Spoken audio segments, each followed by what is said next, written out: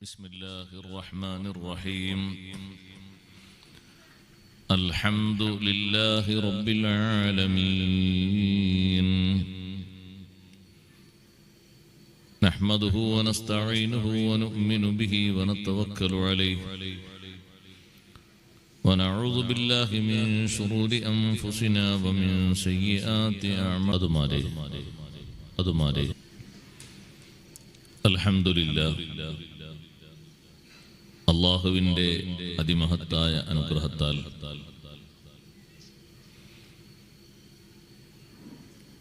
ഈ പ്രദേശത്ത് 50 വർഷമായി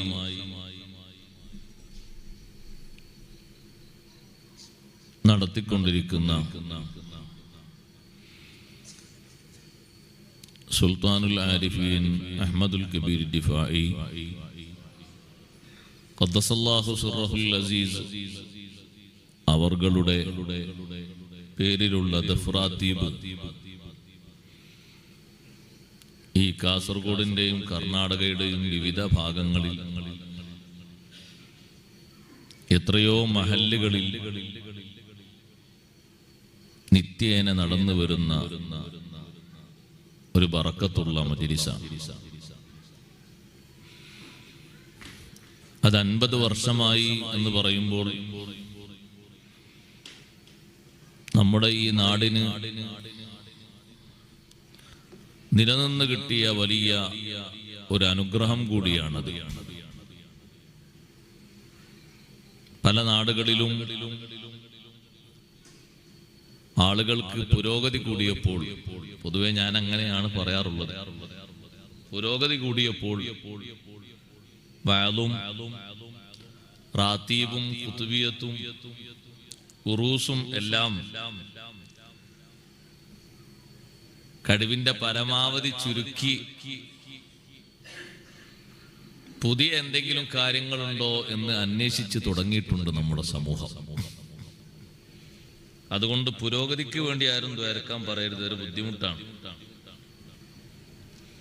കാരണം പുരോഗതി കൂടുന്തോറും പടച്ച റബ്ബിനെ മറന്ന പിന്നെ എന്ത് പുരോഗതി? ഏതെങ്കിലും അവന്റെ കുടുംബത്തിലെ അല്ലെങ്കിൽ അവന്റെ 2 മക്കള് എവിടെങ്കിലും പോയി കുറച്ച് പച്ചപ്പുണ്ടാകുമ്പോഴേക്ക് അവന് തോന്നുകയാണ് ദുന്യാവ് മൊത്തം എന്റെ കയ്യിലായി, പിന്നെ അവന് ദീനുമില്ല ഇസ്ലാമുമില്ല ഒന്നുമില്ല. അത്തരത്തിലൊരവസ്ഥയിലേക്കാണ് നമ്മുടെ സമൂഹം പോകുന്നത് എന്ന് ആലോചിക്കുമ്പോൾ വലിയ സങ്കടമുണ്ട്. അപ്പൊ പിന്നെ പുരോഗതിക്ക് ദ്വാരക്കാതിരിക്കലാ നല്ലത്. ഉള്ളത് ആഖിറത്തിലേക്ക് ഉപകരിക്കാൻ വേണ്ടി ഖൈറായി ദ്വാരക്കായിരിക്കും നല്ലത് എന്നിങ്ങനെ തോന്നുക. കാരണം വരുന്ന ഉസ്താദുമാരൊക്കെ ആളുകളുടെ വേവലാദികളും മാവലാദികളൊക്കെ മാറിക്കിട്ടാൻ വേണ്ടി ദ്വാരന്ന് ഏകദേശം അവര് ദുആക്ക് അല്ലാഹു തആല സ്വീകരിച്ചിട്ടൊക്കെ മാറിയപ്പോ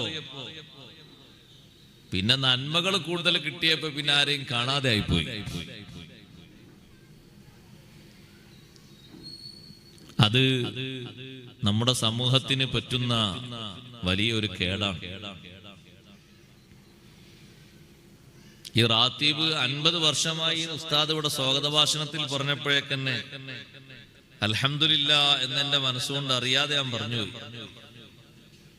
എന്ന് പറഞ്ഞാൽ ഒരു 50 വർഷം അത് നിലനിർത്തുന്നതിൽ ഈ നാട്ടുകാർ വഹിച്ച ഒരു പങ്ക്, പൂർവകാലത്ത് എത്രയോ ആളുകൾ അതിന് നേതൃത്വം നൽകി പിരിഞ്ഞുപോയവരുണ്ട്. അതിലേക്ക് സംഭാവന നൽകിയ ഒരുപാട് ഉമ്മമാർ, സഹോദരിമാർ മൺമറഞ്ഞവരുണ്ട്. അവരുടെ ഹളറത്തിലേക്കൊക്കെ ഈ സദസ്സിന്റെ ബറക്കത്ത് അല്ലാഹു എത്തിക്കുമാറാകട്ടെ. സത്യത്തിൽ ഇവിടെ ഇത് നിലനിർത്തുന്നതിൽ ഏറ്റവും പ്രധാനപ്പെട്ട പങ്ക് വഹിച്ചത് അവരാണ്.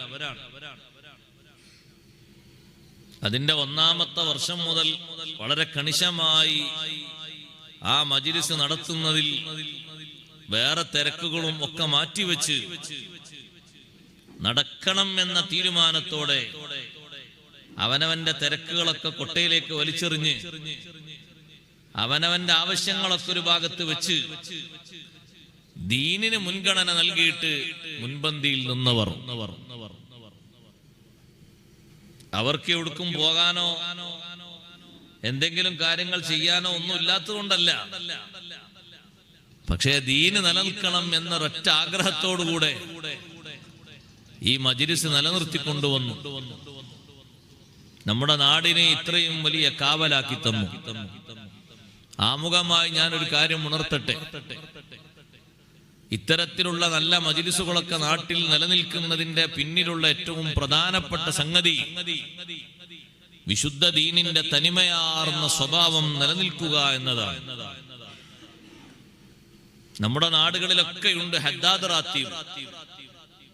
റാത്തിബുൽ ഹദ്ദാദ്, പതിവായി ചൊല്ലുന്ന ഒരുപാട് പുണ്യമേറിയ ദിക്റുകൾ. ഇശാ നിസ്കാരം കഴിഞ്ഞ് പള്ളികളിലൂടെ നിസ്കാരം കഴിഞ്ഞിരിക്കുന്ന ഒരു വലിയ സമൂഹം ആ ദിക്ർ ചൊല്ലിയിട്ട് ആ നാടിന് മൊത്തം അവർ കാവലിന് വേണ്ടി അള്ളാഹുവിനോട് ദുആ ചെയ്യുകയാണ്. ഈ നാട്ടുകാർക്ക് ഒരു ശർറും വരാതിരിക്കാൻ വേണ്ടി യാ ഖവിയ്യു യാ മതീനു അള്ളാഹുവിന്റെ വലിയ ഇസ്മുകൾ വിളിച്ചുകൊണ്ട് അവർ ദുആർക്കുകയാണ്. ഏതെങ്കിലും ആളുകൾ ഏതെങ്കിലും തരത്തിൽ അക്രമങ്ങളുമായി വരുന്നുവെങ്കിൽ അവരുടെ അക്രമങ്ങളൊക്കെ നീ തടയണം, അവസാനിപ്പിക്കണം അല്ലാഹ്. എത്ര അർത്ഥവത്തായ പ്രാർത്ഥനകളാണ്, ദിക്റുകളാണ് ആ ചൊല്ലുന്നത്.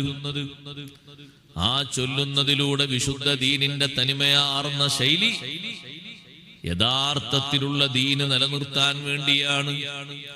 അബ്ദുല്ലാഹിൽ ഹദ്ദാദ് റളിയല്ലാഹു അൻഹു ആ ദിക്റുകളൊക്കെ ചൊല്ലാൻ അന്ന് യമനിലുള്ള ആളുകളോട് പറഞ്ഞത്, പരിസര നാടുകളിൽ, യമനിന്റെ പരിസര നാടുകളിൽ ബിദ്അത്തിന്റെ കക്ഷികൾ കടന്നുകൂടുന്നു എന്നറിഞ്ഞപ്പോൾ മഹാനവർകൾ വല്ലാതെ വിഷമിച്ചുപോയി.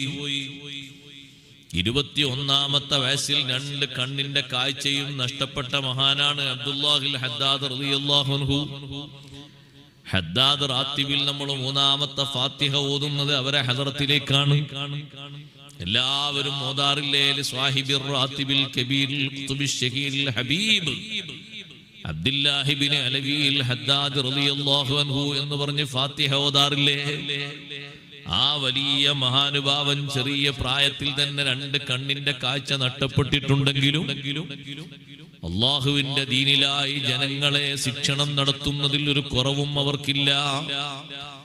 ഏറ്റവും അധികം അവർ കിതാബുകൾ എഴുതിയത് സഹോദരങ്ങളെ 2 കാഴ്ചയും നഷ്ടപ്പെട്ട ശേഷമാണ്. ഏറ്റവും അധികം അവിടത്തേക്ക് ശിഷ്യന്മാർ ഉണ്ടായതും അതിന് ശേഷമാണ്. മഹാനവർകൾ ജനങ്ങൾ വന്ന് അപായം പറഞ്ഞപ്പോൾ പരിസര നാടുകളിൽ മുഴുവനും ബിദ്അത്തുകാർ വരുന്നുണ്ട്. ബിദ്അത്ത് എന്ന് പറയുന്നത് വലിയൊരു വൈറസാണ്. നാട്ടിൽ കൊറോണ ബാധിച്ചതുപോലെ ആകൂല. എങ്ങാനും പിടിപെട്ടാൽ തിരിച്ചെടുക്കാൻ വലിയ പ്രയാസമാണ്. ഏതെങ്കിലും നാട്ടിൽ ബിദ്അത്തുകാർ തനതായ നിലക്ക് ആദർശത്തിലേക്ക് വന്നു എന്ന് നിങ്ങൾ കേൾക്കുന്നത് അപൂർവമാണ്. ഉള്ളവർ ബിദ്അത്തിലേക്ക് പോയി എന്ന് കേൾക്കുന്നത് ഒരുപാട് വാർത്തകൾ ഉണ്ടാകും. എന്തേ കാരണം? പെട്ടുപോയാൽ തിരിച്ചു വരാൻ വലിയ പ്രയാസമുള്ളൊരു വൈറസാണത്. ശാരീരികമായി എന്തെങ്കിലുമൊക്കെ അണുക്കൾ കയറിക്കൂടിയാൽ ഏതെങ്കിലും മരുന്ന് പുരട്ടിയിട്ടോ മറ്റോ അത് ശിഫയാക്കാൻ പറ്റുമെങ്കിൽ ആന്തരിക തലത്തിൽ ബാധിക്കുന്ന വലിയൊരു വൈറസാണ്, വൃത്തികേടാണ് ബിദ്അത്ത്. അല്ലാഹു കാത്തുരക്ഷിക്കട്ടെ. ഏതെങ്കിലും ബിദ്അത്തിനോട് അങ്ങനെ സൗന്ദര്യം തോന്നിപ്പോകുന്നത് വലിയ അപകടകരമാണ്. അവരുടെ മാർഗമാണ് ശരിയെന്നെങ്ങാനും തോന്നിപ്പോയാൽ നമ്മുടെ മനസ്സിലാണ് പിശാച് കുടിയിരുന്നു കൊണ്ട് ഏറ്റവും വലിയ ദുർബോധനം തന്നുകൊണ്ട് നമ്മളെ തെറിപ്പിക്കുന്നത്. ബിദ്അത്തിന്റെ കക്ഷികൾ യമനിന്റെ ഭാഗങ്ങളിൽ വരുന്നു എന്നറിഞ്ഞപ്പോഴേക്ക് അബ്ദുല്ലാഹിൽ ഹദ്ദാദ് റളിയല്ലാഹു അൻഹു കാവലിന് എഴുതി കൊടുത്തത് റാത്തിബുൽ ഹദ്ദാദാണ്. തുടക്കം മുതൽ ഫാത്തിഹ ഓതി തുടങ്ങുന്ന ദിക്റുകളില്ലേ, ആ ദിക്റുകൾ അങ്ങനെ എഴുതിയിട്ട് പേടി പറഞ്ഞ ആളുകളെ കൈകളിലേക്ക് കൊടുത്തു. എല്ലാവരോടും ചൊല്ലാൻ പറഞ്ഞു. ഈമാനും ഇഖ്ലാസും ഒക്കെ രക്ഷപ്പെട്ടുകൊണ്ട് ജീവിക്കാൻ വേണ്ടി ആ ദിക്റുകൾ പതിവാക്കാൻ പറഞ്ഞു. ഇന്നും നിങ്ങൾ പോയി നോക്കൂ, യമനിന്റെ പ്രധാനപ്പെട്ട കേന്ദ്രങ്ങളിലും ഭാഗങ്ങളിലും ബിദ്അത്തുകാർക്ക് അവിടെ യാതൊരു സ്വാധീനവും ഇല്ല. യമനിലെ പല പള്ളികളിലും ഹദ്ദാദ് റാത്തീബ് നടക്കുന്നുണ്ട്. ആ ഹദ്ദാദ് റാത്തീബിൽ നമ്മുടെ നാട്ടിൽ ചൊല്ലും പോലെ തഹ്ലീൽ ചുരുക്കിയല്ല ചൊല്ലുന്നത്. 1000 തഹ്ലീൽ നിത്യേന ചൊല്ലുന്ന പള്ളിയും യമനിൽ ഉണ്ട്. സുബ്ഹാനല്ലാഹ്, തഹ്ലീലിന്റെ അക്മലായ എണ്ണമാണ് 1000. അതില്ലെങ്കിൽ മഹാനവറുകൾ പറഞ്ഞു 100, അതും ഇല്ലെങ്കിൽ 50 എന്ന് പറഞ്ഞു. അങ്ങനെ പതിവാക്കുന്ന ദിക്റുണ്ട് സഹോദരങ്ങളെ, നമ്മുടെ ഈമാനും ഇസ്ലാമും രക്ഷപ്പെടുത്താനുള്ള നല്ലൊരു മാർഗമാണത്. ഈ റിഫായി ശൈഖ് റളിയല്ലാഹു അൻഹുവിന്റെ പേരിലുള്ള റാത്തീബും ചിലയിടങ്ങളിൽ മുഹ്യിദ്ദീൻ ശൈഖ് റളിയല്ലാഹു അൻഹുവിന്റെ പേരിലുള്ള റാത്തീബുമൊക്കെ അതിനു വേണ്ടിയാണ് നമ്മുടെ കാരണവന്മാർ സ്ഥാപിച്ചത്. അതൊരു ചെറിയ കാര്യമായി കാണരുത് എന്ന് ഞാൻ ആമുഖമായി ഓർമ്മപ്പെടുത്തുകയാണ്. പങ്കെടുക്കുന്നവർ സ്ഥിര സാന്നിധ്യം അറിയിക്കുകയും മാസാന്തം നടക്കുന്ന മാസാന്തം നടക്കുന്ന മജ്‌ലിസുകളിൽ സ്ഥിരമായി സംബന്ധിച്ചുകൊണ്ട് നമ്മുടെ സാന്നിധ്യം അറിയിച്ചുകൊണ്ട് ആ സദസ്സ് നിലനിർത്തുന്നതിൽ വലിയ പരിഗണന നമുക്ക് ഉണ്ടാവുകയും വേണം. സഹോദരങ്ങളെ, ഇതൊക്കെ നിർത്തിപ്പോകുമ്പോഴാണ്, കാലഹരണപ്പെട്ടു പോകുമ്പോഴാണ് നാടുകളിൽ ഫിത്നയും ഫസാദും വിശ്വാസരാഹിത്യവും മറ്റു പലതും കടന്നുകൂടുന്നത്. അല്ലാഹു നമ്മെ കാത്തുരക്ഷിക്കട്ടെ. അത്തരത്തിലുള്ള അവസ്ഥകൾ ആലോചിക്കാൻ വയ്യ. നമ്മുടെ പരമ്പരകൾ, സന്താന പരമ്പരകൾ ദീനിയായ നിലക്ക് അവര് ജീവിച്ചു പോകണം. യഥാർത്ഥ വിശ്വാസത്തിലും സംസ്കാരത്തിലുമായിട്ട് അവർ കഴിഞ്ഞുകൂടണം എന്ന ആഗ്രഹം നമുക്ക് ഓരോരുത്തർക്കും ഉണ്ടാകണം. അതുകൊണ്ട് അത്തരത്തിലുള്ള മജ്‌ലിസുകളൊക്കെ സജീവമാക്കണം. ദിക്റിന്റെ മജ്‌ലിസ്, സ്വലാത്തിന്റെ മജ്‌ലിസ്, അതൊക്കെ പള്ളിയിൽ വെച്ച് നടക്കുമ്പോ നമ്മുടെ സാന്നിധ്യം അവിടെ ഉറപ്പാക്കണം. മറ്റു ശുഗലുകളിൽ നിന്ന് ഒഴിവായി സ്ഥിരമായി നമ്മളതിൽ സംബന്ധിക്കുന്നവരാകണം. സ്ഥിരമായി അത്തരത്തിലുള്ള മജ്‌ലിസുകളിൽ വരുമ്പോൾ റബ്ബ് സുബ്ഹാനഹു വ തആല ഏറ്റവും വലിയ കാവൽ നൽകുന്നത് നമ്മുടെ ഈമാനിനാണ്. ഈമാനികമായിട്ടുള്ള ആ കാവലാണ് സത്യത്തിൽ നമ്മുടെ ജീവിതത്തിന്റെ ഏറ്റവും വലിയ നിലനിൽപ്പ്. അതുകൊണ്ട് ഇത്തരത്തിലുള്ള നല്ല മജ്‌ലിസുകൾക്ക് ഒന്നും ഭംഗം വരുത്താതെ, കുറവ് വരുത്താതെ നല്ല ജാഗ്രതയോടെ മുന്നോട്ട് കൊണ്ടുപോകണം. റബ്ബ് സുബ്ഹാനഹു വ തആല അതിന് തൗഫീഖ് നൽകി അനുഗ്രഹിക്കുമാറാകട്ടെ. പരിശുദ്ധ ഖുർആനിൽ നിന്ന് വളരെ അധികം മഹത്വമുള്ള ഒരു സൂറത്ത്, എല്ലാവർക്കും പരിചയമുള്ള, കുട്ടികൾക്കടക്കം ഓർമ്മയുള്ള സൂറത്തുൽ ഫലഖ്. ഖുൽ അഊദു ബിറബ്ബിൽ ഫലഖ്, അതിന്റെ ഒരു ചെറിയ വിശദീകരണം നൽകലാണ് നമ്മുടെ ലക്ഷ്യം. ഖുർആനാണ് നമ്മൾ പഠിക്കുന്നത് എന്ന മനസ്സോടെ, നല്ല നിയ്യത്തോടെ നമ്മുടെ ഈ സമയം അല്ലാഹു സ്വീകരിക്കുമാറാകട്ടെ. അഷ്റഫുൽ ഖൽഖ് സയ്യിദുനാ റസൂലുള്ളാഹി സ്വല്ലല്ലാഹു അലൈഹി വസല്ലം തങ്ങൾക്ക് ഇറക്കപ്പെട്ടതല്ലേ ഖുർആൻ. പക്ഷേ ഖുർആനിൽ നിന്ന് ഈ 2 സൂറത്തിനും ഒരുപാട് മഹത്വങ്ങളുണ്ട്. ഖുൽ അഊദു ബിറബ്ബിൽ ഫലഖ്, ഖുൽ അഊദു ബിറബ്ബിൻ നാസ്, രണ്ടും ഒരുമിച്ചാണ് ഇറങ്ങിയത്. മറ്റു സൂറത്തുകളൊക്കെ ഓരോന്നും ഓരോ സമയത്താണ് ഇറങ്ങിയത്. ചെറിയ സൂറത്തുകളൊക്കെ ഓരോന്നും ഓരോ സമയത്താണ് ഇറങ്ങിയത്. ഈ 2 സൂറത്തും ഖുൽ അഊദു ബിറബ്ബിൽ ഫലഖും ഖുൽ അഊദു ബിറബ്ബിൻ നാസും രണ്ടും ഒരുമിച്ചാണ് അല്ലാഹു ഇറക്കി കൊടുത്തത്. 2 സൂറത്തുകൾ തന്നെയാണ്. രണ്ടും വലിയ കാവലിനുള്ള സൂറത്താണ്. ഒരു ദിവസം തന്നെ 5 നിസ്കാരത്തിന്റെ ശേഷവും ഓതൽ സുന്നത്തുള്ള സൂറത്തുകളിൽപ്പെട്ട സൂറത്താണ് ഖുൽ അഊദു ബിറബ്ബിൽ ഫലഖ്. ഫർള് നിസ്കാരം കഴിഞ്ഞാൽ ഖുൽ ഹുവല്ലാഹു അഹദും, ഖുൽ അഊദു ബിറബ്ബിൽ ഫലഖും, ഖുൽ അഊദു ബിറബ്ബിൻ നാസും ഓതൽ സുന്നത്തുണ്ട്. ഒരു ദിവസം 200 തവണ ഖുൽ ഹുവല്ലാഹു അഹദ് ഓതൽ സുന്നത്തുണ്ട്. എന്റെ വക ഞാൻ പറഞ്ഞു എന്ന് നിങ്ങൾ കരുതരുത്. ഷെയ്ഖ് സൈനുദ്ദീനുൽ മഖ്ദൂമിൽ മഅബരി റഹ്മത്തുള്ളാഹി അലൈഹി ഫത്ഹുൽ മുഈനിലൂടെ നമ്മെ പഠിപ്പിക്കുന്നു. ഇഖ്ലാസ് സൂറത്ത് അഥവാ ഖുൽ ഹുവല്ലാഹു അഹദ് സൂറത്ത് എല്ലാ ദിവസവും 200 തവണ പതിവാക്കുന്നത് സുന്നത്താണ്. അതുകൊണ്ട് വലിയ നേട്ടമുണ്ടാകും. സ്വഹാബിമാരെ കൂട്ടത്തിൽ നിങ്ങൾ കേട്ടിട്ടില്ലേ, ഒരു സ്വഹാബി മരണപ്പെട്ടപ്പോൾ ആ സ്വഹാബിയുടെ മരണം അറിയിക്കാൻ വേണ്ടി അഷ്റഫുൽ ഖൽഖ് സ്വല്ലല്ലാഹു അലൈഹി വസല്ലം തങ്ങളപ്പം മദീനയിലില്ല. മദീനത്തുനിന്ന് കുറച്ച് മാറി കുറച്ച് ദൂരം അകലെ സ്വഹാബത്തിനോടൊപ്പം ഒരാവശ്യത്തിന് പോയതാണ്. ജിബ്രീൽ അലൈഹിസ്സലാം വന്നിട്ട് പറയുന്നു, അല്ലാഹുവിന്റെ റസൂലേ, മദീനയിൽ ജീവിക്കുന്ന തങ്ങളോടൊപ്പം വന്നിട്ടില്ലാത്ത മുആവിയത്ത് ബിൻ മുആവിയ റളിയല്ലാഹു അൻഹു വഫാത്തായിട്ടുണ്ട്. മുആവിയത്ത് ബിൻ മുആവിയ, മകന്റെ പേരും മുആവിയയാണ്, വാപ്പാന്റെ പേരും മുആവിയയാണ്. മുആവിയത്ത് ബിൻ മുആവിയ റളിയല്ലാഹു അൻഹു എന്ന സ്വഹാബി വഫാത്തായിട്ടുണ്ട്. വാനലോകത്തിൽ നിന്ന് ലക്ഷക്കണക്കിന് മലക്കുകൾ നിസ്കരിക്കാൻ വേണ്ടി ഇറങ്ങിയിട്ടുണ്ട്. ജിബ്രീൽ അലൈഹിസ്സലാമിനോട് ഹബീബ് സല്ലല്ലാഹു അലൈഹി വസല്ലം തങ്ങളുടെ ചോദ്യം, വാനലോകത്തുള്ള മലക്കുകൾക്കൊക്കെ ആ സ്വഹാബിയെ നല്ല പരിചയമുണ്ടോ? ഉണ്ട് നബിയേ.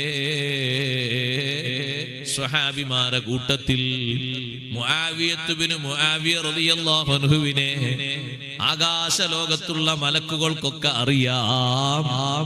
എങ്ങനെയാ സഹോദരങ്ങളെ അറിഞ്ഞത്? ദുനിയാവിൽ വലിയ തറവാട്ടുകാരനായതുകൊണ്ടാണോ? അല്ല. വലിയ സമ്പന്നനായതുകൊണ്ടാണോ? അല്ല.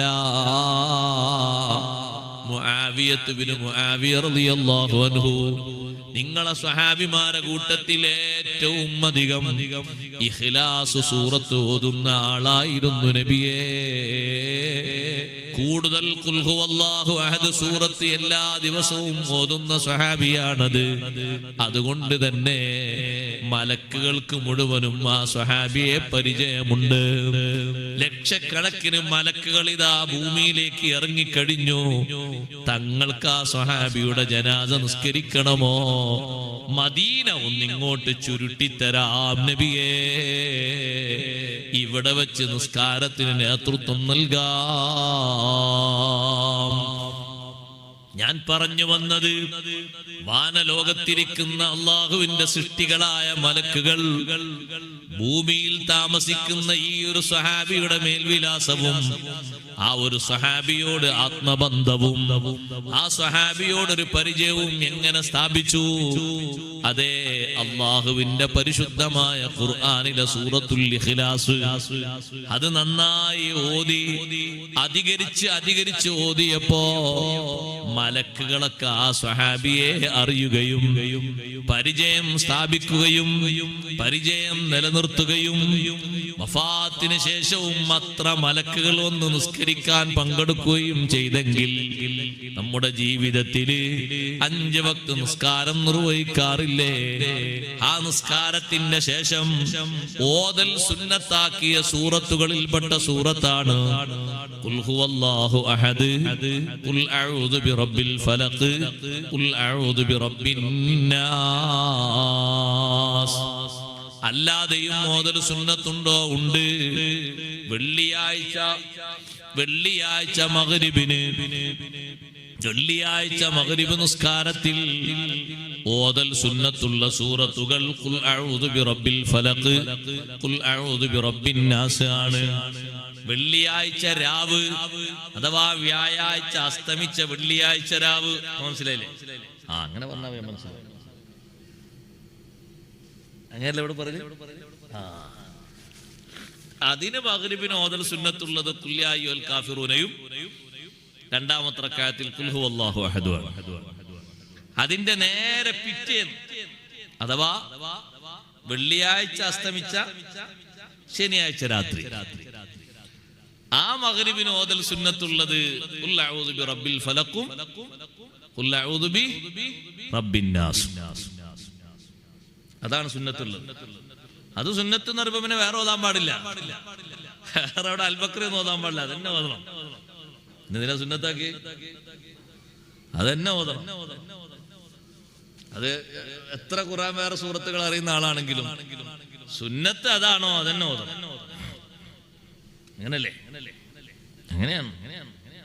അന്ന് പിന്നെ വേറെ ആയത്തും വേറെ സൂറത്തൊന്നും ഓതരുത്. അതാണ് സുന്നത്ത് എന്ന് പറയുമ്പോൾ അതെന്നെ ഓതണം. അപ്പൊ ഇനി എല്ലാവരും അത് പതിവാക്കും. അറിവുള്ളവർ നേരത്തെ പതിവാക്കുന്നു, നമ്മളും പതിവാക്കാം. ഇപ്പൊ നിങ്ങൾ ഈ പരിപാടി കഴിഞ്ഞു പോയിട്ട് കട്ടിൽമേല് ഉളുവൊക്കെ എടുത്ത് നല്ല വസ്ത്രമൊക്കെ മാറി കട്ടിൽമേല് ഇരുന്ന് രണ്ട് കാലും നീട്ടി ഇങ്ങനെ ഇരുന്ന് രണ്ട് കൈയും ഇങ്ങനെ ചേർത്ത് പിടിച്ച്, മോനെ കാണില്ലേ, ഇങ്ങനെ ചേർത്ത് പിടിക്കുക, അങ്ങനെ ചേർത്ത് പിടിച്ച് ഓരോ പ്രാവശ്യം ഖുൽ ഹുവല്ലാഹു അഹദ് അറിയില്ലേ, ഖുൽ അഊദു ബിറബ്ബിൽ ഫലഖ്, ഖുൽ അഊദു ബിറബ്ബിൻ നാസ് ഓരോ പ്രാവശ്യം ഓതിയിട്ട് കയ്യിലേക്ക് ഊതാനറിയില്ലേ, ഓരോന്നും ഓരോ പ്രാവശ്യം ഓതിയിട്ട് ഊതിയതിനു ശേഷം മൂർധാവ് മുതൽ ഇങ്ങനെ ശരീരത്തിൽ തടവുക, കാലിന്റെ അടിഭാഗം വരെ തടവുക. രണ്ടാം പ്രാവശ്യവും കൈ ഇങ്ങനെ ചേർത്ത് പിടിച്ച് ഓരോ തവണ ഊതി മൂർധാവ് മുതൽ കാൽപാദം വരെ തടവുക. മൂന്നാമത്തെ പ്രാവശ്യവും അങ്ങനെ ചേർത്ത് പിടിച്ച് ഓരോ പ്രാവശ്യം ഊതി മേൽഭാഗം മുതൽ താഴ്ഭാഗം വരെ കാലിന്റെ അടിഭാഗം വരെ തടവുക. ഈ രണ്ട് സൂറത്തുകളും ഇറങ്ങിയ അന്ന് മുതൽ വഫാത്താകുന്നതിന്റെ തൊട്ടു രാത്രി വരെ സയ്യിദുനാ റസൂലുള്ളാഹി സ്വല്ലല്ലാഹു അലൈഹി വസല്ലം സ്വലാത്തെല്ലാം മടിയുണ്ടോ? ഇല്ലല്ലോ. ചോറ് കഴിച്ചണോ? ഇല്ലല്ലേ. അതാണ് സയ്യിദുനാ റസൂലുള്ളാഹി സ്വല്ലല്ലാഹു അലൈഹി വസല്ലം. കുട്ടികളെ ഉറക്ക ചെല്ലണ്ടോ? നിങ്ങളാണ് നമ്മളെ ആവേശം. ഉറക്ക ചെല്ലൂലേ? എണീറ്റ് പോകാതെ നല്ല സുബുറിലിരിക്കും, നല്ല മക്കളാണ്. അപ്പോ അന്ന് മുതൽ വഫാത്തിന്റെ തൊട്ട് തലേന്ന് വരെ ഉപേക്ഷിക്കാതെ കൊണ്ടു നടന്ന ഒരു ദിക്റാണത്. കിടക്കാൻ നേരത്ത് ഇന്നലെ വരെ പതിവില്ലാത്ത ആൾ ഇന്ന് തുടങ്ങണം. അതിനാ ഞാനിത് പറയുന്നത്. ഒരു ചെവിയിലൂടെ കേട്ട് മറ്റേ ചെവിയിലൂടെ വിടാനല്ല. നമ്മളെ ശരീരത്തിനും നമ്മുടെ ആത്മാവിനും ഉള്ള വലിയ കാവലായിട്ട് അല്ലാഹു തആല ഇറക്കിയതാണ്. പേര് തന്നെ അൽ മുഅവ്വദതൈൻ. ഖുൽ അഊദു ബിറബ്ബിൽ ഫലഖ്, ഖുൽ അഊദു ബിറബ്ബിൻ നാസ് രണ്ടിനും കൂടി ഒരുമിച്ചൊരു പേരാണ് അൽ മുഅവ്വദതൈൻ. കാവലിന് വേണ്ടി ഉപയോഗപ്പെടുത്തുന്ന രണ്ട് അധ്യായങ്ങൾ എന്നാണ് അതിന്റെ അർത്ഥം. കാവൽ ചോദിക്കാൻ വേണ്ടി. തുടക്കം തന്നെ അങ്ങനെയല്ല, ഖുൽ അഊദു, ഖുൽ അഊദു എന്നാണ് തുടക്കം. കാവലിന് വേണ്ടി ഓതാനുള്ള രണ്ട് സൂറത്തുകളാണ്. അതെങ്ങനെ തങ്ങൾ ഉപയോഗപ്പെടുത്തി തന്നത്? ഇറങ്ങിയ അന്നു മുതൽ വഫാത്തിന്റെ തൊട്ടു തലേ ദിവസം രാത്രി വരെ ഒരൊറ്റ രാത്രിയിലും വിടാതെ എല്ലാ ദിവസവും അങ്ങനെ ഊതിയിട്ട് തടവിയിട്ടുണ്ട്. സുബ്ഹാനല്ലാഹ്. പല ഷർറുകളും വരും സഹോദരങ്ങളെ, പല ഭാഗത്തുനിന്നും വരും. നമ്മുടെ ശരീരത്തിലേക്ക് ഒന്നും ഏൽക്കാതിരിക്കാനുള്ള വലിയൊരു കാവലാണ് ഈ ഊത്തും അതുപോലെ തന്നെ ശരീരമാസകലം തടവുന്നതും. വഫാത്തിന്റെ തൊട്ടു തലേന്ന് റബീഉൽ അവ്വൽ 12 തിങ്കളാഴ്ചയല്ലേ തങ്ങൾ വഫാത്താകുന്നത്. അതിന്റെ നേരെ തലേന്ന് രാത്രി ബീവി ആയിഷ റളിയല്ലാഹു അൻഹയുടെ മടിയിലേക്ക് തങ്ങൾ ചാരിക്കിടക്കുന്നു. ആയിഷ റളിയല്ലാഹു അൻഹയോട് പറയുന്നു, ആയിഷ, ഞാൻ എല്ലാ ദിവസവും ഊതി തടവാറുള്ള സൂറത്തുകളില്ലേ, അതൊന്ന് ഊതിയിട്ട് എന്റെ ശരീരത്തിലൊന്ന് തടവിത്തരണം. ബീവി ആയിഷ റളിയല്ലാഹു അൻഹ പറയുന്നു, തങ്ങൾ അങ്ങനെ പറഞ്ഞപ്പോ നബി സല്ലല്ലാഹു അലൈഹി വസല്ലം തങ്ങളെ രണ്ട് കൈയും തന്നെ ഞാൻ ഇങ്ങനെ പൊക്കിപ്പിടിച്ചു. എന്നിട്ട് ഞാൻ ആ കൈകളിലേക്ക് ഈ പറയുന്ന സൂറത്തുകൾ ഓരോ പ്രാവശ്യം ഊതി തങ്ങളെ കൈകൊണ്ട് തന്നെ ശരീരം ഇങ്ങനെ തടവിക്കൊടുത്തു. രണ്ടാമത്തെ പ്രാവശ്യവും കൈ എങ്ങനെ ഉയർത്തിപ്പിടിച്ചിട്ട് അങ്ങനെ ചെയ്തു. മൂന്നാമത്തെ പ്രാവശ്യവും അങ്ങനെ ചെയ്തു. ആകയാൽ ഇറങ്ങിയ അന്നു മുതൽ വഫാത്തിന്റെ സമയം വരെ വിടാതെ കൊണ്ട് നടന്ന ഒരു ചര്യയാണ്, ഒരു സുന്നത്താണത്. മുഅ്മിനീങ്ങളെ, നമ്മുടെ ജീവിതത്തിൽ നമ്മളത് നിലനിർത്തണം. ഹബീബ് സല്ലല്ലാഹു അലൈഹി വസല്ലം തങ്ങൾ കാണിച്ചു തന്ന വലിയൊരു കാവലാണത്. ഖുൽ അഊദു ബിറബ്ബിൽ ഫലഖും ഖുൽ അഊദു ബിറബ്ബിൻ നാസും വലിയ കാവലാണ്. സുബ്ഹാനല്ലാഹ്. നിസ്കാരങ്ങൾക്ക് ശേഷം അത് ഓതുന്നതോടൊപ്പം തന്നെ രാവിലെയും വൈകുന്നേരവും 3 പ്രാവശ്യം ഓതൽ സുന്നത്തുണ്ട്. സുബഹി നിസ്കാരത്തിന്റെ ശേഷവും 3 പ്രാവശ്യം, മഗ്രിബ് നിസ്കാരത്തിന്റെ ശേഷവും 3 പ്രാവശ്യം. ഉസ്താദേ, ഇത്രത്തോളം കാവൽ ചോദിക്കണമെന്നാണ് മനസ്സിലാകുന്നത്. കാരണം ഷർറ് അതിനേക്കാളും അധികമാണ്. അല്ലാഹുവിനോട് കാവൽ നന്നായി ചോദിക്കണം. സുബ്ഹി നിസ്കാരത്തിന്റെ ശേഷവും 3 പ്രാവശ്യം, മഗ്രിബ് നിസ്കാരത്തിന്റെ ശേഷവും 3 പ്രാവശ്യം അങ്ങനെ ഓതിയിട്ട് നബി സല്ലല്ലാഹു അലൈഹി വസല്ലം തങ്ങൾ സുന്നത്താക്കി പഠിപ്പിച്ചിട്ടുണ്ട്. ഇരിക്കട്ടെ, ആ സൂറത്തിന്റെ അവതരണത്തിന്റെ വിഷയവുമായി ബന്ധപ്പെട്ട് മഹാന്മാരായ ഖുർആൻ പണ്ഡിതന്മാര് നമ്മെ പഠിപ്പിക്കുന്നു. അതിന്റെ മഹത്വങ്ങൾ പഠിപ്പിച്ചിടത്ത് ഒരുപാട് ഹദീസ് ഉണ്ട്. ഖുൽ അഊദു ബിറബ്ബിൽ ഫലഖ്, ഖുൽ അഊദു ബിറബ്ബിൻ നാസ് കൊണ്ട് ആര് അല്ലാഹുവിനോട് കാവൽ ചോദിക്കുന്നുവോ എല്ലാ വിഷയങ്ങളിൽ നിന്നും അല്ലാഹു തആല അവന് കാവൽ നൽകുകയാണ്. ആ 2 സൂറത്തുകളിൽ ഉൾപ്പെടാത്ത ഒരു വിഷയവും ലോകത്ത് വേറെയില്ല. എല്ലാ വിഷയങ്ങളും അതിൽ ഉൾപ്പെട്ടിട്ടുണ്ട്.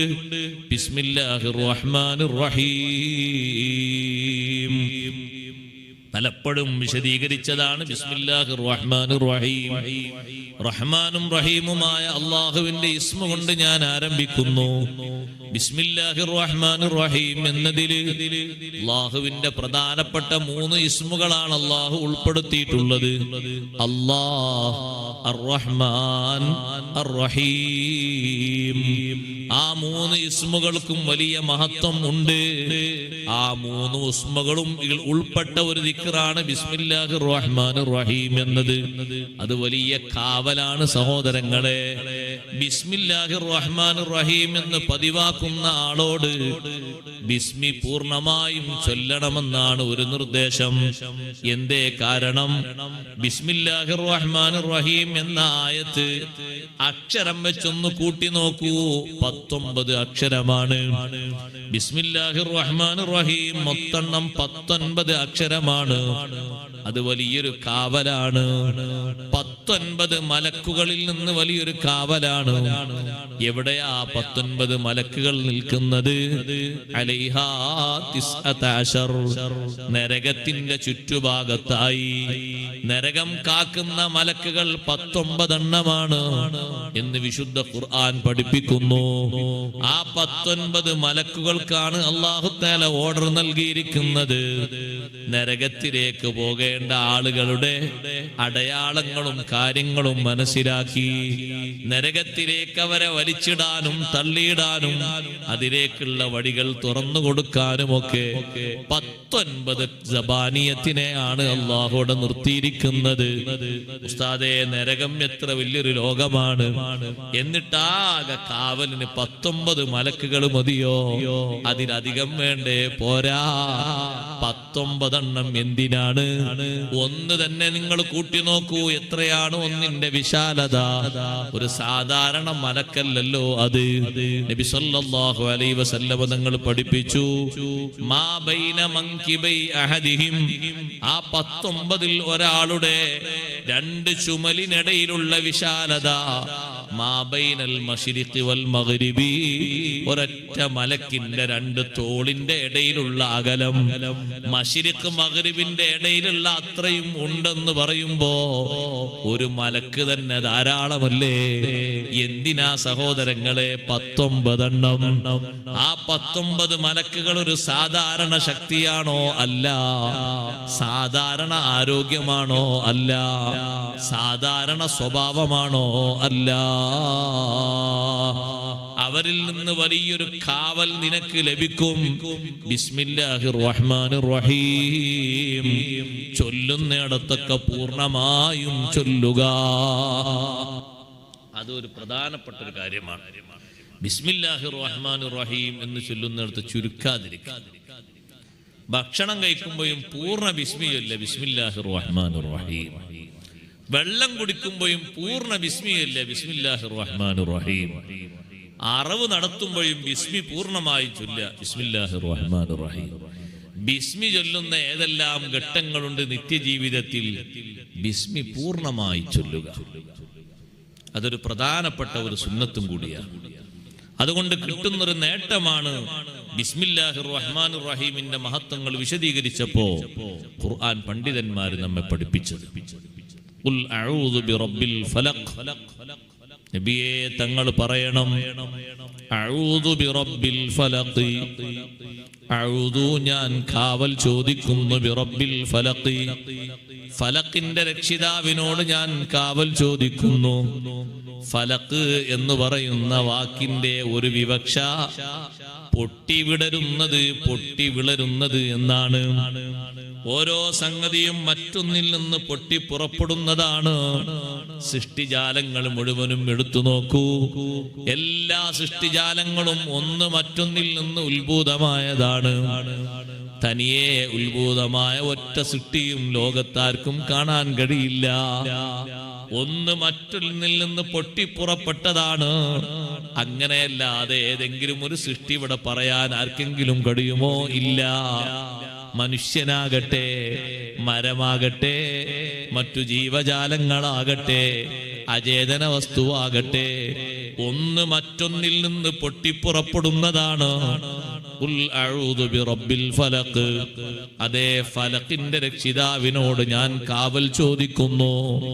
അല്ല, ഫലക്ക് എന്ന് പറയുമ്പോ പൊട്ടിവിടരുന്നത് എന്നതിൽ അർത്ഥമാക്കിയിടത്ത് തന്നെ പ്രഭാതം, പൊട്ടിവിടരുന്ന പ്രഭാതത്തിന്റെ നാഥനോട്. പൊട്ടിവിടരുന്ന പ്രഭാതം എല്ലാവർക്കും വ്യക്തമാകുന്ന ഒന്നാണല്ലോ. നേരത്തെ കൂരിരുട്ടല്ലേ, ആ ഇരുട്ട് മുഴുവനും ഭേദിച്ചുകൊണ്ട് ഇപ്പയതാ സുബ്ഹി നന്നായി പൊട്ടിവിടർന്ന് പ്രകാശം വിതറുന്നു. ഈ പ്രകാശം വിതറുന്നത് ഒറ്റയടിക്കാണോ? അല്ല, ഘട്ടം ഘട്ടമായിട്ടാണ്. എന്തേ അള്ളാഹു അങ്ങനെ വെച്ചത്? അള്ളാഹുവിന്റെ കഴിവും ശക്തിയും യുക്തിയും സൃഷ്ടികളെ ബോധ്യപ്പെടുത്താൻ വേണ്ടിയാണ്. ഒറ്റയടിക്ക് പ്രഭാതം അങ്ങോട്ട് വിടർത്താൻ അള്ളാഹുവിന് കഴിയാഞ്ഞിട്ടാണോ? അല്ലേ, അല്ല. പ്രഭാതം തന്നെ, പൊട്ടിവിടരുന്ന പ്രഭാതം ഒരു യാഥാർത്ഥ്യമാണ്. പ്രഭാതം എന്നും പൊട്ടിവിടരുന്നുണ്ടോ? ഉണ്ട്. നേരത്തെ ഇരുട്ട് മുഴുവനും ഭേദിച്ചുകൊണ്ട് നീക്കിയിട്ട് നല്ല വെളിച്ചം പുറത്തേക്ക് ഇങ്ങനെ വരുമ്പോ റബ്ബ് സുബ്ഹാനഹു വ തആലയുടെ ഒരു നിരീക്ഷണവും അല്ലാഹുവിന്റെ ഒരു ശിക്ഷണവും അല്ലാഹു സുബ്ഹാനഹു വ തആല നൽകുന്ന നിയന്ത്രണവും പഠിക്കാൻ ഏറ്റവും നല്ലതല്ലേ പൊട്ടിവിടരുന്ന പ്രഭാതം. പൊട്ടിവിടരുന്ന പ്രഭാതം അത് സമ്മതിക്കാത്തവരാരുമില്ലല്ലോ, ഇല്ല. അംഗീകരിക്കാത്തവരാരുമില്ലല്ലോ, ഇല്ല. സുബ്ഹി സഹോദരങ്ങളെ, സുബ്ഹി വാങ്ങുകൊടുക്കുന്നതിന്റെ മുമ്പ് അതേ ഒരു ഫജ്ർ ഇവിടെ പൊട്ടി വിടർന്നിട്ടുണ്ട്. ഫജ്ർ തന്നെ, ഫജ്ർ സ്വാദിഖും ഫജ്ർ കാദിബും ഉണ്ട്. ആ ഫജ്ർ ഇങ്ങനെ പൊട്ടി വിടർന്ന് യഥാർത്ഥത്തിൽ പ്രകാശം പല ഭാഗത്തേക്കും പരന്ന് തുലൂഉൽ ഫജ്ർ ഉണ്ടായതിനു ശേഷം സുബ്ഹാനല്ലാഹ് ഫജ്ർ സ്വാദിഖ് വെളിവാകുമ്പോ അതാ സുബ്ഹി വാങ്ങി കൊടുക്കുന്നു. ഫജ്ർ സ്വാദിഖ് വെളിവാകുന്നതിന്റെ മുമ്പ് നമ്മുടെ നാട്ടിലില്ലെങ്കിലും പലയിടങ്ങളിലും ഇപ്പോഴും നിലനിൽക്കുന്നുണ്ട് മറ്റൊരു ബാങ്ക്, ഫജ്ർ കാദിബേ അപ്പായിട്ടുള്ളൂ. സുബ്ഹിന്റെ മുമ്പുള്ള വാങ്കാണ് തഹജ്ജുദിന്റെ വാങ്ക് എന്ന് പറയും. അതേ സുബ്ഹിന്റെ വാങ്ക് കൊടുക്കുമ്പോ മദീന പള്ളിയിലെത്തിയ സ്വഹാബത്ത് മുഴുവനും സുബ്ഹി വാങ്ക് കൊടുക്കാൻ വേണ്ടി മദീന പള്ളിയിൽ നിയുക്തനായിരുന്നത് രണ്ട് കണ്ണിനും കാഴ്ചയില്ലാത്ത സ്വഹാബി വര്യൻ അബ്ദുല്ലാഹി ഇബ്നു ഉമ്മി മക്തൂം റളിയല്ലാഹു അൻഹു ആയിരുന്നല്ലോ. അവരാണ് സുബ്ഹിന്റെ വാങ്ക് കൊടുത്തിരുന്നത്. സുബ്ഹിന്റെ മുമ്പുള്ള വാങ്ക് കൊടുത്തിരുന്നത് ബിലാൽ ഇബ്നു റബാഹ് റളിയല്ലാഹു അൻഹു ആണ്. അതുകൊണ്ടാണ് നബി സല്ലല്ലാഹു അലൈഹി വസല്ലം തങ്ങൾ പറഞ്ഞിരുന്നത്, ബിലാൽ റളിയല്ലാഹു അൻഹുവിന്റെ പ്രഭാതത്തിലെ വാങ്ക് കേൾക്കുമ്പോൾ നിങ്ങൾ ഭക്ഷണം കഴിച്ചോളൂ. അതേ സമയത്ത് അബ്ദുല്ലാഹി ഇബ്നു ഉമ്മി മക്തൂം റളിയല്ലാഹു അൻഹുവിന്റെ വാങ്കാണോ കേൾക്കുന്നത്, അപ്പൊ നിങ്ങൾ ഭക്ഷണം കഴിക്കരുത്, സുബീന്റെ ടൈം ആയിട്ടുണ്ട് എന്നർത്ഥം. രണ്ട് കണ്ണിനും കാഴ്ചയില്ലാത്ത ഈ സ്വഹാബി എങ്ങനെ വാങ്ക് വിളിക്കും? നേരെ മറിയുമോ? പള്ളിയിൽ വന്ന് നിൽക്കുന്ന സ്വഹാബിമാര് പറയും, അസ്ബഹത അസ്ബഹത, സുബ്ഹിയായി സുബ്ഹിയായി എന്ന് പറയും. അപ്പോൾ മഹാനവർകൾ വാങ്ക് വിളിക്കുന്നിടത്തേക്ക് കയറി നിൽക്കും. എന്നിട്ട് സുബ്ഹിന്റെ വാങ്ക് വിളിക്കും. അപ്പോൾ ആ സുബ്ഹിയാകുന്നത് പൊട്ടി വിടരുന്നത് നേർക്ക് നേരെ കാണുകയും അനുഭവിക്കുകയും ചെയ്യുന്നൊരു യാഥാർത്ഥ്യമാണ്. ആ യാഥാർത്ഥ്യം ലോകത്ത് സൃഷ്ടിച്ച് സംവിധാനിക്കുന്നത് റബ്ബ് സുബ്ഹാനഹു വ തആലയാണ്. എല്ലാം അവന്റെ സൃഷ്ടിപ്പ് തന്നെയാണ്. അതെ, നിനക്ക് നിഷേധിക്കാൻ കഴിയാത്ത ഒന്ന് നിനക്ക് സമ്മതിക്കാനും അംഗീകരിക്കാനും ഒന്ന് ചേർത്തി പറഞ്ഞു എന്നേ ഉള്ളൂ. ഖുൽ അഊദു ബിറബ്ബിൽ ഫലഖ്, ആ ഫലഖിന്റെ രക്ഷിതാവിനോട് ഞാൻ കാവൽ ചോദിക്കുന്നു, അല്ലാഹുവിനോട് കാവൽ ചോദിക്കുന്നു എന്ന് നേരിട്ട് പറയാതെ ഒരു വിശേഷണം ഇവിടെ സ്ഥിരപ്പെടുത്തിക്കൊണ്ട് പറഞ്ഞത് നേരിട്ട് സഹോദരങ്ങളെ അഊദു ബില്ലാഹി എന്ന് പറയുമ്പോ പലർക്കും സന്ദേഹമാണ്, പലർക്കും സംശയമാണ്. അതേ സമയത്ത് ഫലക്കുണ്ടോ? ഫലക്കുണ്ട്. എല്ലാവരും പറയുന്നു പ്രഭാതം പൊട്ടി വിടരുന്നുണ്ട്. വിശ്വസിച്ചവരും പറയുന്നു, വിശ്വസിക്കാത്തവരും പറയുന്നു. അതിനൊരു റബ്ബുണ്ടോ എന്ന് ചോദിച്ചാൽ അതിനും ഉണ്ട് എന്ന് പറയുന്നു. പക്ഷേ അല്ലാഹു എന്ന് പറയുമ്പോഴേക്ക് പലരും മാറിപ്പോവുകയാണ്. അതുകൊണ്ടാണ് അല്ലാഹു തആല ജനങ്ങളൊക്കെ ഒന്ന് ഏക മനസ്സോടെ കേൾക്കട്ടെ എന്ന രൂപത്തിൽ ഖുൽ അഊദു ബിറബ്ബിൽ ഫലഖ്, ഫലഖിന്റെ റബ്ബിനോട് ഞാൻ കാവൽ ചോദിക്കുന്നു. മിൻ ശർരി മാ ഖലഖ, അവൻ പടച്ചു വെച്ച, അല്ലാഹു സൃഷ്ടിച്ചു വെച്ച എല്ലാറ്റിന്റെയും കെടുതിയിൽ നിന്ന് അല്ലാഹുവിനോട്, ഫലഖിന്റെ റബ്ബിനോട് ഞാൻ കാവൽ ചോദിക്കുന്നു. അല്ലാഹു സൃഷ്ടിച്ചു വെച്ച മുഴുവനും അവിടെ എണ്ണി പറഞ്ഞു. ഇനി ഒന്നും അതിൽ പെടാത്തതില്ല. എന്തെല്ലാം സൃഷ്ടിജാലങ്ങളുണ്ടോ സഹോദരങ്ങളെ, സൃഷ്ടിജാലങ്ങളല്ലേ. അല്ലാഹുവും അല്ലാഹുവിന്റെ കലാമും കഴിഞ്ഞാൽ ബാക്കിയെല്ലാം ഇവിടെ മഖ്ലൂഖാത്തല്ലേ. എല്ലാം സൃഷ്ടികൾ തന്നെയല്ലേ. മനുഷ്യരും സൃഷ്ടിയാണ്, ജിന്നും സൃഷ്ടിയാണ്, മലക്കും സൃഷ്ടിയാണ്, മരങ്ങൾ സൃഷ്ടിയാണ്, മൃഗങ്ങൾ സൃഷ്ടിയാണ്, പാമ്പും തേളും ജന്തുക്കളും പ്രാണികളും എല്ലാം സൃഷ്ടിയാണ്. ഇവിടെ കാണുന്ന ഉപകരണങ്ങൾ മുഴുവനും സൃഷ്ടിജാലങ്ങളാണ്. എല്ലാ സൃഷ്ടികളുടെയും ഷർറിൽ നിന്ന് അല്ലാഹുവിനോട് ഞാൻ കാവൽ ചോദിക്കുന്നു. ഇനി അതിൽ ഉൾപ്പെടാത്തതൊന്നുമില്ല. പക്ഷേ സഹോദരങ്ങളെ, 2-3 പ്രത്യേകിച്ച് എടുത്തു പറയുന്നുണ്ടല്ലോ.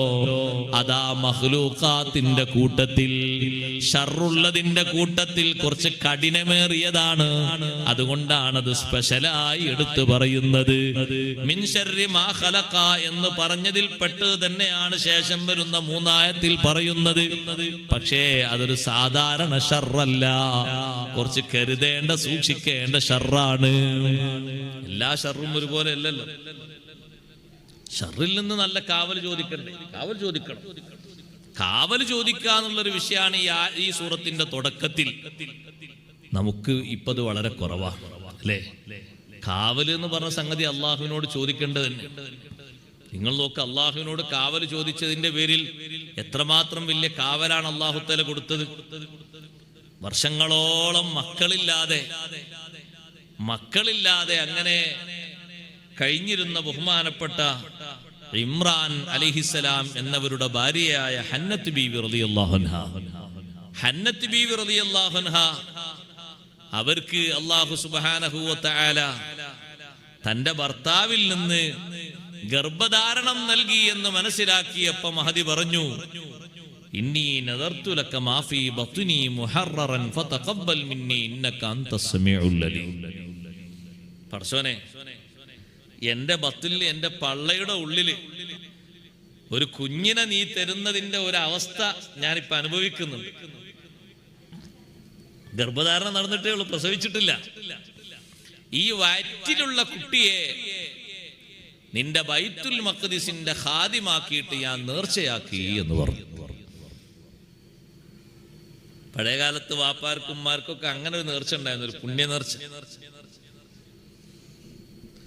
ഇപ്പൊ പിന്നെ അങ്ങനെ നേർച്ചയാക്കാൻ ആരും നിൽക്കല്ല. എന്താ നിൽക്കാത്തത് അറിഞ്ഞൂടാ. അങ്ങനെ നേർച്ചയാക്കിയിട്ട് കുട്ടികൾ ആ വിധത്തിൽ നല്ല നല്ല ആലിമീങ്ങളാകണം, നല്ല ഹാഫിലീങ്ങളാകണം, നല്ല ദീനിന്റെ ഖാദിമീങ്ങളാകണം എന്നുദ്ദേശിച്ചുകൊണ്ട് പഴയ കാലത്ത് അങ്ങനെ നേർച്ചയാക്കാറുണ്ടായിരുന്നു. ഹന്നത്ത് ബീവി റളിയല്ലാഹു അൻഹ നേർച്ചയാക്കി അങ്ങനെ ഒരു നേർച്ച. പക്ഷേ പ്രസവം കഴിഞ്ഞു നോക്കുമ്പോൾ അത് പെൺകുട്ടിയാണ്. പള്ളിയുടെ ഖിദ്മത്തിന് അന്നെന്ന് പറഞ്ഞ കാലം ഏതാ? കുറെ നൂറ്റാണ്ടുകൾക്ക് മുമ്പല്ലേ? ഹബീബ് സല്ലല്ലാഹു അലൈഹി വസല്ലം തങ്ങളൊക്കെ പിറക്കുന്നതിന്റെ എത്രയോ നൂറ്റാണ്ടുകൾക്ക് മുമ്പ് സക്കരിയ നബി അലൈഹിസ്സലാത്തു വസ്സലാമിന്റെ ആ കാലം. ജനിച്ചു നോക്കുമ്പോ ആ കുട്ടി പെൺകുട്ടിയായപ്പോ പടച്ചോനെ, ഞാൻ ഉദ്ദേശിച്ചത് ഒരാൺകുട്ടിയായിരുന്നെങ്കിൽ ഈ ആൺകുട്ടിയെ ബൈത്തുൽ മഖ്ദിസിന്റെ ഖിദ്മത്തിന് അങ്ങോട്ട് കൊടുക്കായിരുന്നു എന്നാണ് ഞാൻ നേർച്ചയാക്കിയത്. ആ നേർച്ചയുടെ ഇഖ്ലാസ് കൊണ്ട് അല്ലാഹു തആല നേർച്ച സ്വീകരിച്ചു. ആ കുട്ടി പിറന്ന ഉടനെ ഹന്നത്ത് ബീവി റളിയല്ലാഹു അൻഹ ആ കുട്ടിയെ തന്റെ കൈകളിലേക്ക് എടുത്ത് പ്രസവിച്ച ഉടനെ തന്നെ മഹദി ചൊല്ലിപ്പോയി, വഇന്നി ഉഈദുഹാ ബിക വദുർരിയതഹാ മിനശ് ശൈത്വാനിർ റജീം. ഉടനെ എന്ന് പറഞ്ഞ ഉടനെ, പ്രസവിച്ച ഉടനെ വാങ്കൊടുത്ത ഉടനെ തന്നെ അതേ കാതിര് ഒരു ഇഖ്ലാസ് സൂറത്ത്, മറ്റേ കാതിര് ഇഖാമത്ത്. ഉടനെ തന്നെ വഇന്നി ഉഈദുഹാ ബിക വദുർരിയതഹാ മിനശ് ശൈത്വാനിർ റജീം എന്ന ദിക്ർ. എല്ലാ അപശബ്ദങ്ങളും കഴിഞ്ഞ ശേഷമല്ല, ഉടനെ തന്നെ. അത് നടന്നിരുന്നു മുമ്പ് കുറെയൊക്കെ അല്ലേ?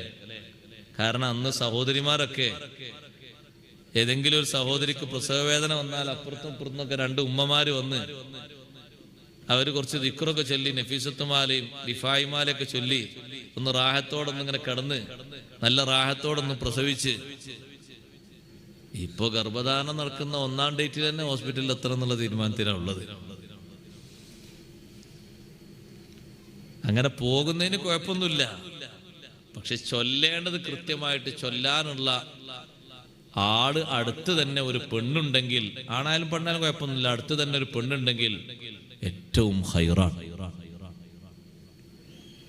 എല്ലാവിധ ടെസ്റ്റും കഴിഞ്ഞതിന് ശേഷമല്ല. അതുകൊണ്ടാണ് ഉപ്പമാരെ, സഹോദരിമാരെ, സഹോദരങ്ങളെ, നമ്മുടെ മക്കൾ നമ്മൾ വിചാരിക്കും പോലെയുള്ള വഴികളിലേക്ക് അവരെ പിടിച്ചിട്ട് കിട്ടാത്തതിന്റെ ഒരു പ്രധാനപ്പെട്ട കാരണം. അവിടെ നിൽക്കുന്നത് ഈ പെണ്ണിന്റെ ഉമ്മയോ ഈ പെണ്ണിന്റെ അമ്മായിമ്മയോ ബന്ധപ്പെട്ട ഏതൊരു പെണ്ണാണെങ്കിലും ഉടനെ കൊടുക്കുക എന്ന് പറയുന്ന ആ വാങ്കും ഇഖാമത്തും ദിക്റും ഉടനെ തന്നെ നടത്തിയേക്കണം.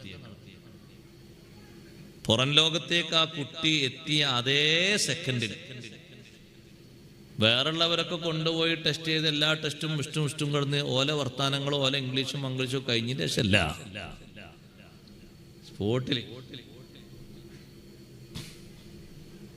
എന്താ അങ്ങനെ നടത്തിക്കൂടെ? അതിനാണ് ഈ പ്രായമുള്ള അമ്മമാരൊക്കെ അടുത്ത് പോയി നിൽക്കേണ്ടത്. എല്ലാ സംഗതി കഴിഞ്ഞോ ഇല്ലെന്ന് റിസൾട്ട് ഫോട്ടോ എടുത്താണ് മക്കളൊക്കെ അയക്കാൻ വേണ്ടിയിട്ടുള്ളതല്ല. ഇപ്പൊ അതാ തിരക്ക്. ഫോട്ടോ എടുത്താണ് എങ്ങനെയാ മുഞ്ചു എന്നുള്ള വാക്കുള്ളവർക്ക് അയക്കായിട്ട്. ഈ പ്രായമുള്ള ഉമ്മമാര് ഈ കുട്ടിയുടെ പ്രസവിക്കാനായ ഈ പെൺകുട്ടിയുടെ അടുത്ത് പോയി നിൽക്കുന്നതിന്റെ പ്രധാനപ്പെട്ട കാരണം അതാ. വാങ്ങൊടുക്കാൻ ആണെന്നാകണമെന്നില്ല അവിടെ, അത് ഇവിടുത്തെ പള്ളിയിലെ വാങ്ങണം. ഈ നാളെ ഇതിന്റെ താത്ത കൊടുന്ന് നിർത്തരുതേ, ഇതിനാണെന്നെ വേണം. കുട്ടികൾക്ക് കാതില് വാങ്ങൊടുക്കാൻ പെണ്ണായാലും മതി. അവിടെ വാങ്ങൊടുക്കുക, ഇഖാമത്ത് കൊടുക്കുക.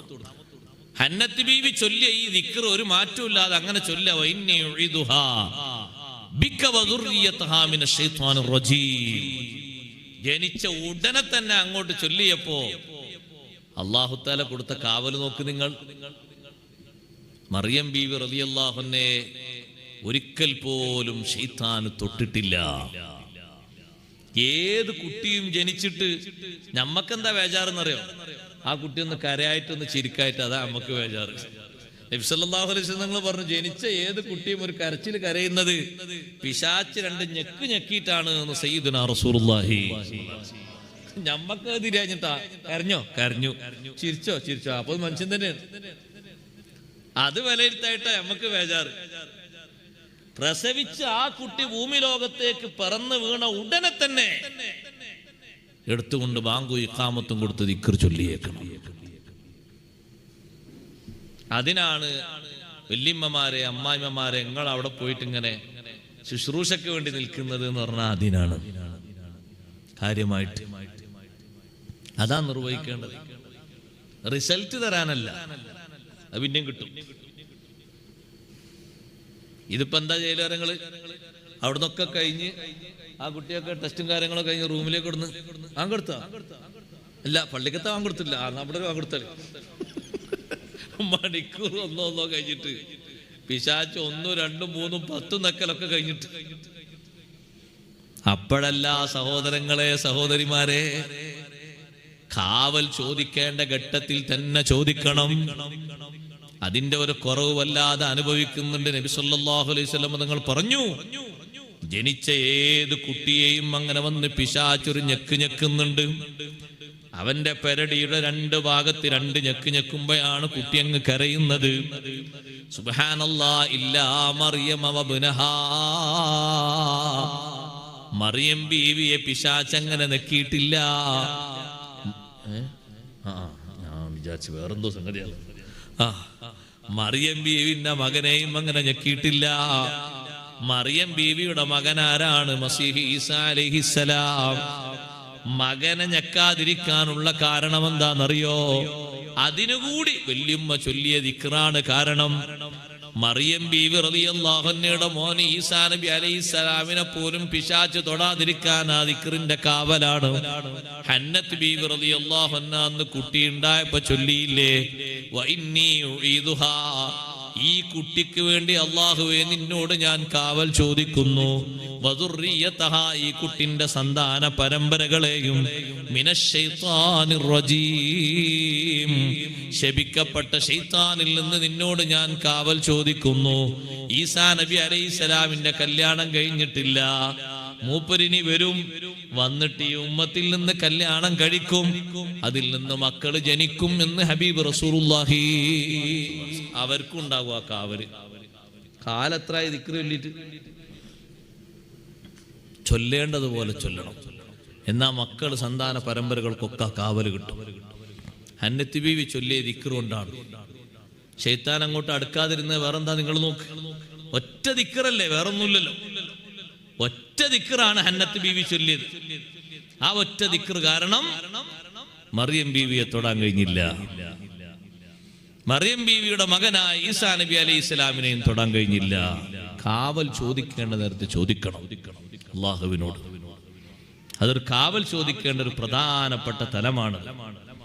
അവിടെയാണ് ഉപ്പമാര് ഭർത്താക്കന്മാരൊക്കെ വേണ്ട രൂപത്തിൽ അത് ഉപദേശിച്ചു കൊടുക്കേണ്ടത്. ഒക്കെ കഴിഞ്ഞിട്ടല്ല, എല്ലാ വിഷയങ്ങളും കഴിഞ്ഞിട്ടല്ല. അതിന് അർത്ഥമല്ല, അതൊരു പേരിനങ്ങനെ ചെയ്തു എന്നേ ഉള്ളൂ.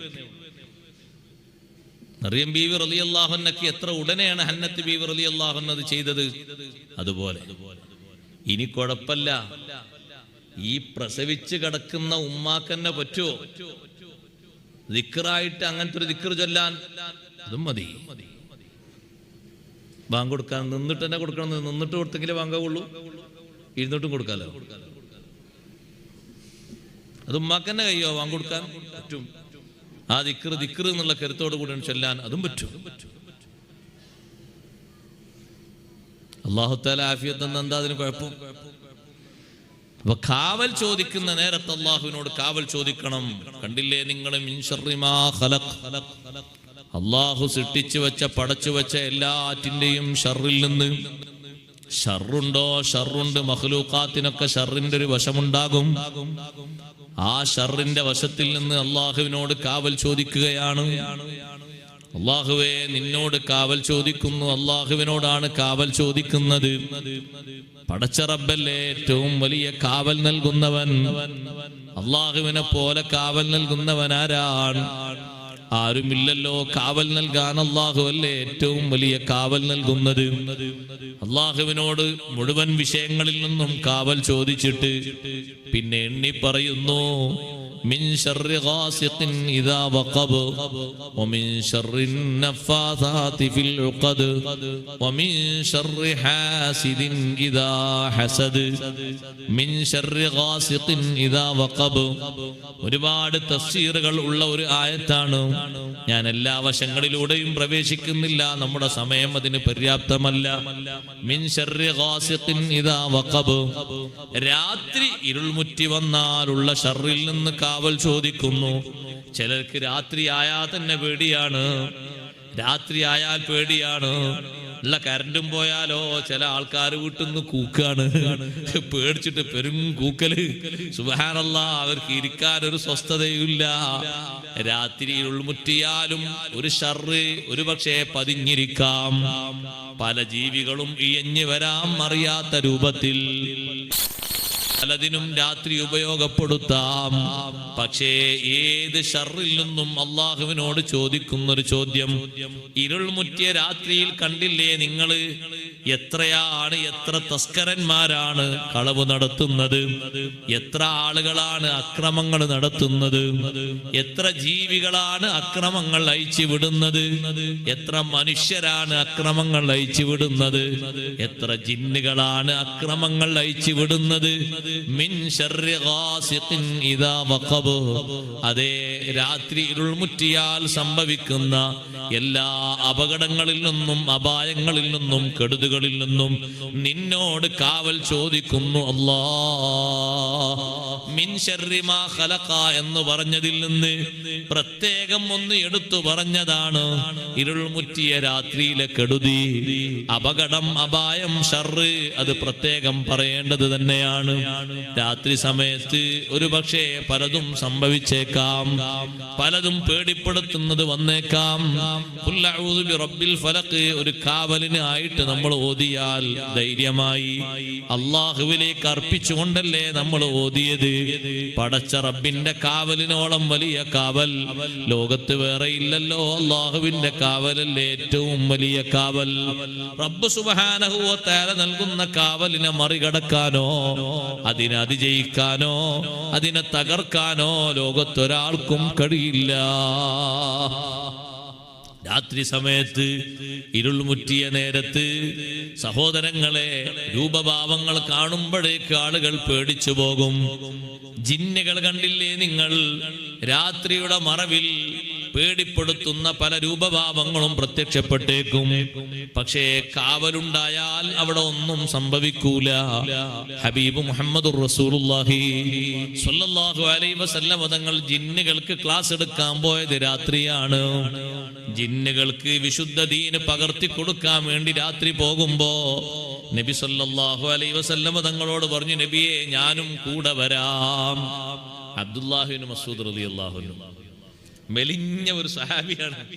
അബ്ദുല്ലാഹി ഇബ്നു മസ്ഊദ് റളിയല്ലാഹു അൻഹു പറഞ്ഞു, നബിയെ ഞാനും വരാന്ന് പറഞ്ഞു. നിങ്ങളും പോരാ, എന്നാ പോന്നോളിന്ന് പറഞ്ഞു. അങ്ങനെ പോയി പോയി പോയി പോയി മലങ്കാട്ടിലേക്ക്, കാടിന്റെ ഉള്ളിലേക്ക് എത്തി. അബ്ദുല്ലാഹി ഇബ്നു മസ്ഊദ് റളിയല്ലാഹു അൻഹുവിന് നബി സല്ലല്ലാഹു അലൈഹി വസല്ലം തങ്ങൾ ഒരു വൃത്തം ഇങ്ങനെ വരച്ചു കൊടുത്തു. ഒരു വട്ടം എന്ന് പറഞ്ഞാൽ മനസ്സിലായില്ലേ, ഇങ്ങനെ വരച്ചു കൊടുത്തിട്ട് പറഞ്ഞു, ഇതിന്റെ ഉള്ളിൽ അവിടെ നിൽക്കണം എന്ന് പറഞ്ഞു. പുറത്തേക്ക് പോകരുത് എന്ന് പറഞ്ഞു. ഉള്ളിൽ അവിടെ നിന്നാൽ നിങ്ങൾ ആരും ഒന്നും ചെയ്യൂല എന്ന് പറഞ്ഞു. എന്ത് രൂപം കണ്ടാലും നിങ്ങൾ പേടിക്കണ്ട, ഇതിന്റെ ഉള്ളിലാണോ അവരൊന്നും ചെയ്യില്ല. ഈ കളം വിട്ട് പുറത്തു പോയാൽ പ്രശ്നം, ഇവിടെ നിന്നോളം പറഞ്ഞു. മഹാനവർകൾ അവിടെ നിന്നു. കുറച്ചു കഴിഞ്ഞപ്പോ കാട്ടിന്റെ ഉള്ളിൽ നിന്ന് നബി സല്ലല്ലാഹു അലൈഹി വസല്ലം തങ്ങൾ ജിന്നുകൾക്ക് ഖുർആൻ ഓതി കൊടുക്കുന്നതിന്റെ ശബ്ദം ഈ വൃത്തത്തിന്റെ കളത്തിന്റെ ഉള്ളിൽ നിന്നുകൊണ്ട് ഇബ്നു മസ്ഊദ് റളിയല്ലാഹു അൻഹു കേട്ടു. അപ്പൊ ജിന്നുകൾ ഇങ്ങനെ ഖുർആൻ കേൾക്കുന്നു, അവർക്ക് ഖുർആൻ ഓതി കൊടുക്കുന്നു, അവർ ഷഹാദത്ത് കലിമ ചൊല്ലുന്നു. ആ ജിന്നുകള് ഖുർആൻ കേട്ട് നബി സല്ലല്ലാഹു അലൈഹി വസല്ലം തങ്ങളെ വിശ്വസിച്ച് ഇസ്ലാമിന്റെ ബാലപാഠങ്ങളൊക്കെ തങ്ങളിൽ നിന്ന് ചോദിച്ചു പഠിച്ച് ഖുർആൻ കേട്ടത് അവർക്ക് വലിയ സന്തോഷമായി. അവർ കൂട്ടം കൂട്ടമായി അവിടുന്ന് പിരിഞ്ഞു പോരാണ്. പിരിഞ്ഞു പോരുമ്പോ ഇബ്നു മസ്ഊദ് റളിയല്ലാഹു അൻഹു ഈ വട്ടത്തിന്റെ ഉള്ളിൽ ഇങ്ങനെ ഒരേ നൃത്തം നിന്നുകൊണ്ട് മഹാനവർകൾ പേടിച്ച് വരച്ചുപോയി. കാരണം വ്യത്യസ്ത രൂപത്തിൽ രൂപാന്തരപ്പെടുന്നവരാണ് ജിന്നുകൾ. ഏത് രൂപത്തിലും രൂപപ്പെട്ടു വരാം.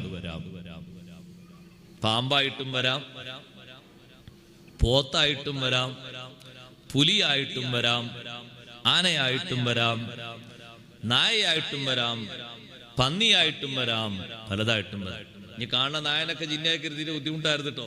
ഞാൻ പറഞ്ഞുതരാം. നായയും പന്നിയും അല്ലാത്ത രൂപങ്ങളിലൊക്കെ മലക്കുകളും രൂപം പ്രാപിച്ചു വരും. നായ പന്നിയുടെ രൂപത്തിൽ മലക്കുകൾ രൂപം പ്രാപിച്ചു വരൂല. ബാക്കി രൂപത്തിലൊക്കെ രൂപം പ്രാപിച്ചു വരാം. എന്നേക്കാം. ഇബ്നു മസ്ഊദ് റളിയല്ലാഹു അൻഹു ആ വട്ടത്തിന്റെ ഉള്ളിൽ ഇങ്ങനെ നിൽക്കുമ്പോ സുബ്ഹാനല്ലാഹ്, ആദ്യം വലിയൊരു ആന വന്നു. പിന്നെ കുറച്ച് കഴിഞ്ഞപ്പോ അതിന്റെ പിന്നാലെ തന്നെ നല്ല ശബ്ദമുള്ളൊരു സിംഹം. മഹാനവർകൾ ഒറ്റക്കല്ലേ നിൽക്കുന്നത്, പക്ഷെ ആരും അങ്ങോട്ട് അടുക്കുന്നില്ല. അടുക്കാതിരിക്കാൻ കാവലിന് വേണ്ടി സയ്യിദുനാ റസൂലുള്ളാഹി സ്വല്ലല്ലാഹു അലൈഹി വസല്ലം വരച്ചു കൊടുത്ത നല്ല ഒരു വൃത്തമുണ്ട്. ആ വൃത്തത്തിന്റെ വട്ടത്തിന്റെ ഉള്ളിലാണ് ആ സ്വഹാബി നിൽക്കുന്നത്. അതുകൊണ്ട് ഒന്നും തൊടുന്നില്ല. പിന്നെ കുറച്ച് കഴിഞ്ഞപ്പോ വലിയ കട്ടിയും കനവുള്ള വലിയ ഒരു പാമ്പ്, ഏകദേശം ഒരു 10-60 കിലോ തൂക്കുണ്ടാകും. അതങ്ങനെ പോകുന്നു. പിന്നെ വ്യത്യസ്ത രൂപങ്ങളാണ് ഓരോന്നും ഇങ്ങനെ ശബ്ദം ഉണ്ടാക്കി പോകുന്നത്. സുബ്ഹാനല്ലാഹ്, ഒരേ നൃത്തം അവിടെ ഇങ്ങനെ നിന്നു. ഹബീബ് സല്ലല്ലാഹു അലൈഹി വസല്ലം തങ്ങൾ ജിന്നുകൾക്ക് ക്ലാസ് എടുത്ത് ഇസ്ലാം പഠിപ്പിച്ച് ഖുർആൻ പഠിപ്പിച്ച് ഏകദേശം പാതിരാത്രി കഴിഞ്ഞിട്ടുണ്ട്. തങ്ങൾ അവിടുന്ന് ഇങ്ങോട്ട് വരുമ്പോ, തങ്ങൾ വരുന്ന സമയത്ത് ഇതേ വട്ടത്തിന്റെ ഉള്ളിൽ ഇബ്നു മസ്ഊദ് റളിയല്ലാഹു അൻഹു അങ്ങനെ നിൽക്കുന്നുണ്ട്. ചോദിച്ചു, പേടിയായി പോയോ? അല്ലാഹുവിന്റെ റസൂലേ, എന്തെല്ലാം രൂപഭാവങ്ങളാ ഞാൻ കണ്ടത്. എന്റെ ജീവിതത്തിൽ ഇതുപോലെ വ്യത്യസ്ത രൂപങ്ങളെ ഞാൻ കണ്ടിട്ടില്ല. ആരെങ്കിലും നിങ്ങളോട് അടുത്തുവോ? ആരും അടുത്തില്ല. നിങ്ങൾ ആ വട്ടത്തിന്റെ ഉള്ളിൽ തന്നെ നിന്നതുകൊണ്ട് വലിയ കാവൽ അല്ലാഹു നിങ്ങൾക്ക് തന്നു. അതിനാണ് ദിക്ർ ചൊല്ലിയിട്ട് വട്ടം വരച്ചു തന്നത്. അതിനെങ്ങാനും നിങ്ങൾ പുറത്ത് കടന്നിരുന്നുവെങ്കിൽ അവര് കഷ്ണം കഷ്ണമാക്കി പറിച്ച് വലിച്ചെറിഞ്ഞിട്ടുണ്ടാകും. സുബ്ഹാനല്ലാഹ്. സഹോദരങ്ങളെ, കാണാത്ത ലോകത്തേക്കല്ലേ ഇബ്നു മസ്ഊദ് റളിയല്ലാഹു അൻഹുവിനെയും കൂട്ടിയിട്ട് നബി സല്ലല്ലാഹു അലൈഹി വസല്ലം പോയത്. വനാന്തരങ്ങളിലേക്കാണ് പോയത്. ജിന്നുകൾ ഖുർആൻ കേട്ടിട്ട് വലിയ സന്തോഷം അവർ പ്രകടിപ്പിച്ചു. അവരുടെ ആളുകളിലേക്ക് പോയിട്ട് ഖുർആനിന്റെ സന്ദേശം കൈമാറി. ഖുർആൻ കേട്ടപ്പോ ബാക്കിയുള്ള ആൾക്കാർ പിന്നെയും നബി സല്ലല്ലാഹു അലൈഹി വസല്ലം തങ്ങളെ കാണാൻ വേണ്ടി ജിന്നുകൾ വന്നു, സംസാരിക്കുന്നു. അങ്ങനെ ഓരോ ഗോത്രങ്ങൾ വരുന്നു. മനുഷ്യന്മാരെ പോലെ തന്നെ ജിന്നുകളും വ്യത്യസ്ത ഗോത്രങ്ങളും വ്യത്യസ്ത കുടുംബങ്ങളും വ്യത്യസ്ത വിഭാഗങ്ങളും ഉണ്ട്. അതാ ഒന്ന്. മക്കളെ, അടുത്തന്നെ ഇതേലേ? ആ, ഇരിക്കി.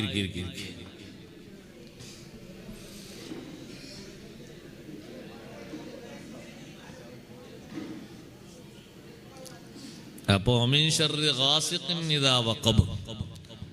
പ്രത്യേകിച്ച് എടുത്തു പറഞ്ഞു, രാത്രിയിൽ സംഭവിച്ചേക്കാവുന്ന ഒരുപാട് ബുദ്ധിമുട്ടുകൾ, രാത്രിയിൽ പേടിപ്പെടുത്തുന്ന സംഭവങ്ങൾ, കാര്യങ്ങൾ ഒന്നേക്കാം. പക്ഷേ പേടിപ്പെടുത്തുന്ന വിഷയങ്ങളിൽ നിന്നൊക്കെ ഒരു മോചനം കിട്ടാൻ അള്ളാഹുവിനോട് കാവൽ ചോദിക്കുകയാണ്. രാത്രി മുന്നിട്ട് വന്നാൽ പകല് അസ്തമിച്ചു കഴിഞ്ഞ് ഒരു മറ അല്ലാഹു തആല നമുക്ക് നൽകുകയാണ്. രാത്രി എന്ന് പറയുന്ന ഒരു മറ.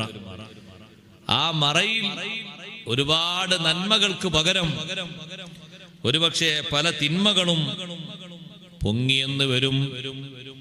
രാത്രി എന്ത് നന്മ ചെയ്യാൻ വേണ്ടി അല്ലാഹു തആല നൽകുന്ന ഒരു സുവർണാവസരമാണ്. പകലിൽ നിന്ന് വ്യത്യസ്തമായിട്ട് രാത്രി തന്നെ ഒന്ന് മറഞ്ഞാൽ സംഭവിച്ചേക്കാവുന്ന കെടുതികൾ പലതും ഉണ്ട്. മനുഷ്യന്മാരിൽ നിന്ന് തന്നെ കണ്ടില്ലേ നിങ്ങൾ, രാത്രി സമയത്ത് കണ്ടില്ലേ നിങ്ങൾ, പ്രത്യേകം വാച്ച് ചെയ്തുകൊണ്ട് കാവൽക്കാരും പോലീസുകാരും പലരെയും പിടിക്കുന്നത്. നഊദുബില്ലാഹ്, എത്രയാണ് മദ്യപാനികളും മയക്കുമരുന്നിന്റെ ആളുകളും വർദ്ധിച്ചു വരുന്നത്. അള്ളാഹു കാത്തിരക്ഷിക്കട്ടെ. നല്ലോണം ശ്രദ്ധിക്കണം ഉപ്പമാരെ, ഉമ്മമാരെ. ആവശ്യങ്ങൾക്ക് ഫ്രീ ആയിട്ട് പണം കൊടുക്കുന്നതിന് പകരം ആവശ്യം നിർവഹിച്ചുകൊണ്ട് സാധിപ്പിക്കുന്നതാണ് ഏറ്റവും നല്ലത്. ഏറ്റവും നല്ലത് അതാണ്. നേർക്ക് നേരെ കയ്യിൽ പണം കൊടുത്താൽ ഒരു പക്ഷേ അത് വേറെ ഏതെങ്കിലും മാർഗത്തിൽ ഒഴുകിപ്പോകുമോ എന്നുള്ളത് കൊണ്ട് ആവശ്യങ്ങൾ സാധിപ്പിച്ചു കൊടുത്തുകൊണ്ട് വിഷയങ്ങൾ അവർക്ക് വേണ്ടത് വാങ്ങിക്കൊടുക്കുകയും പൂരിപ്പിച്ചു കൊടുക്കുകയുമാണ് നല്ലത്. സ്വന്തമായിട്ടൊരു ചെറിയ കാശ് കയ്യിൽ വരുമ്പോഴേക്ക് കൂട്ടുകാരോ അല്ലെങ്കിൽ അതുപോലത്തെ ആളുകളോ മറ്റു പലതിനും പിന്നിൽ ഒളിയിരുന്നു കൊണ്ട് പിടിക്കപ്പെടുന്ന സമയത്ത് ലാസ്റ്റ് ഏറ്റവും അപകടകരമായ അവസ്ഥയിലാണ് ഉള്ളത്.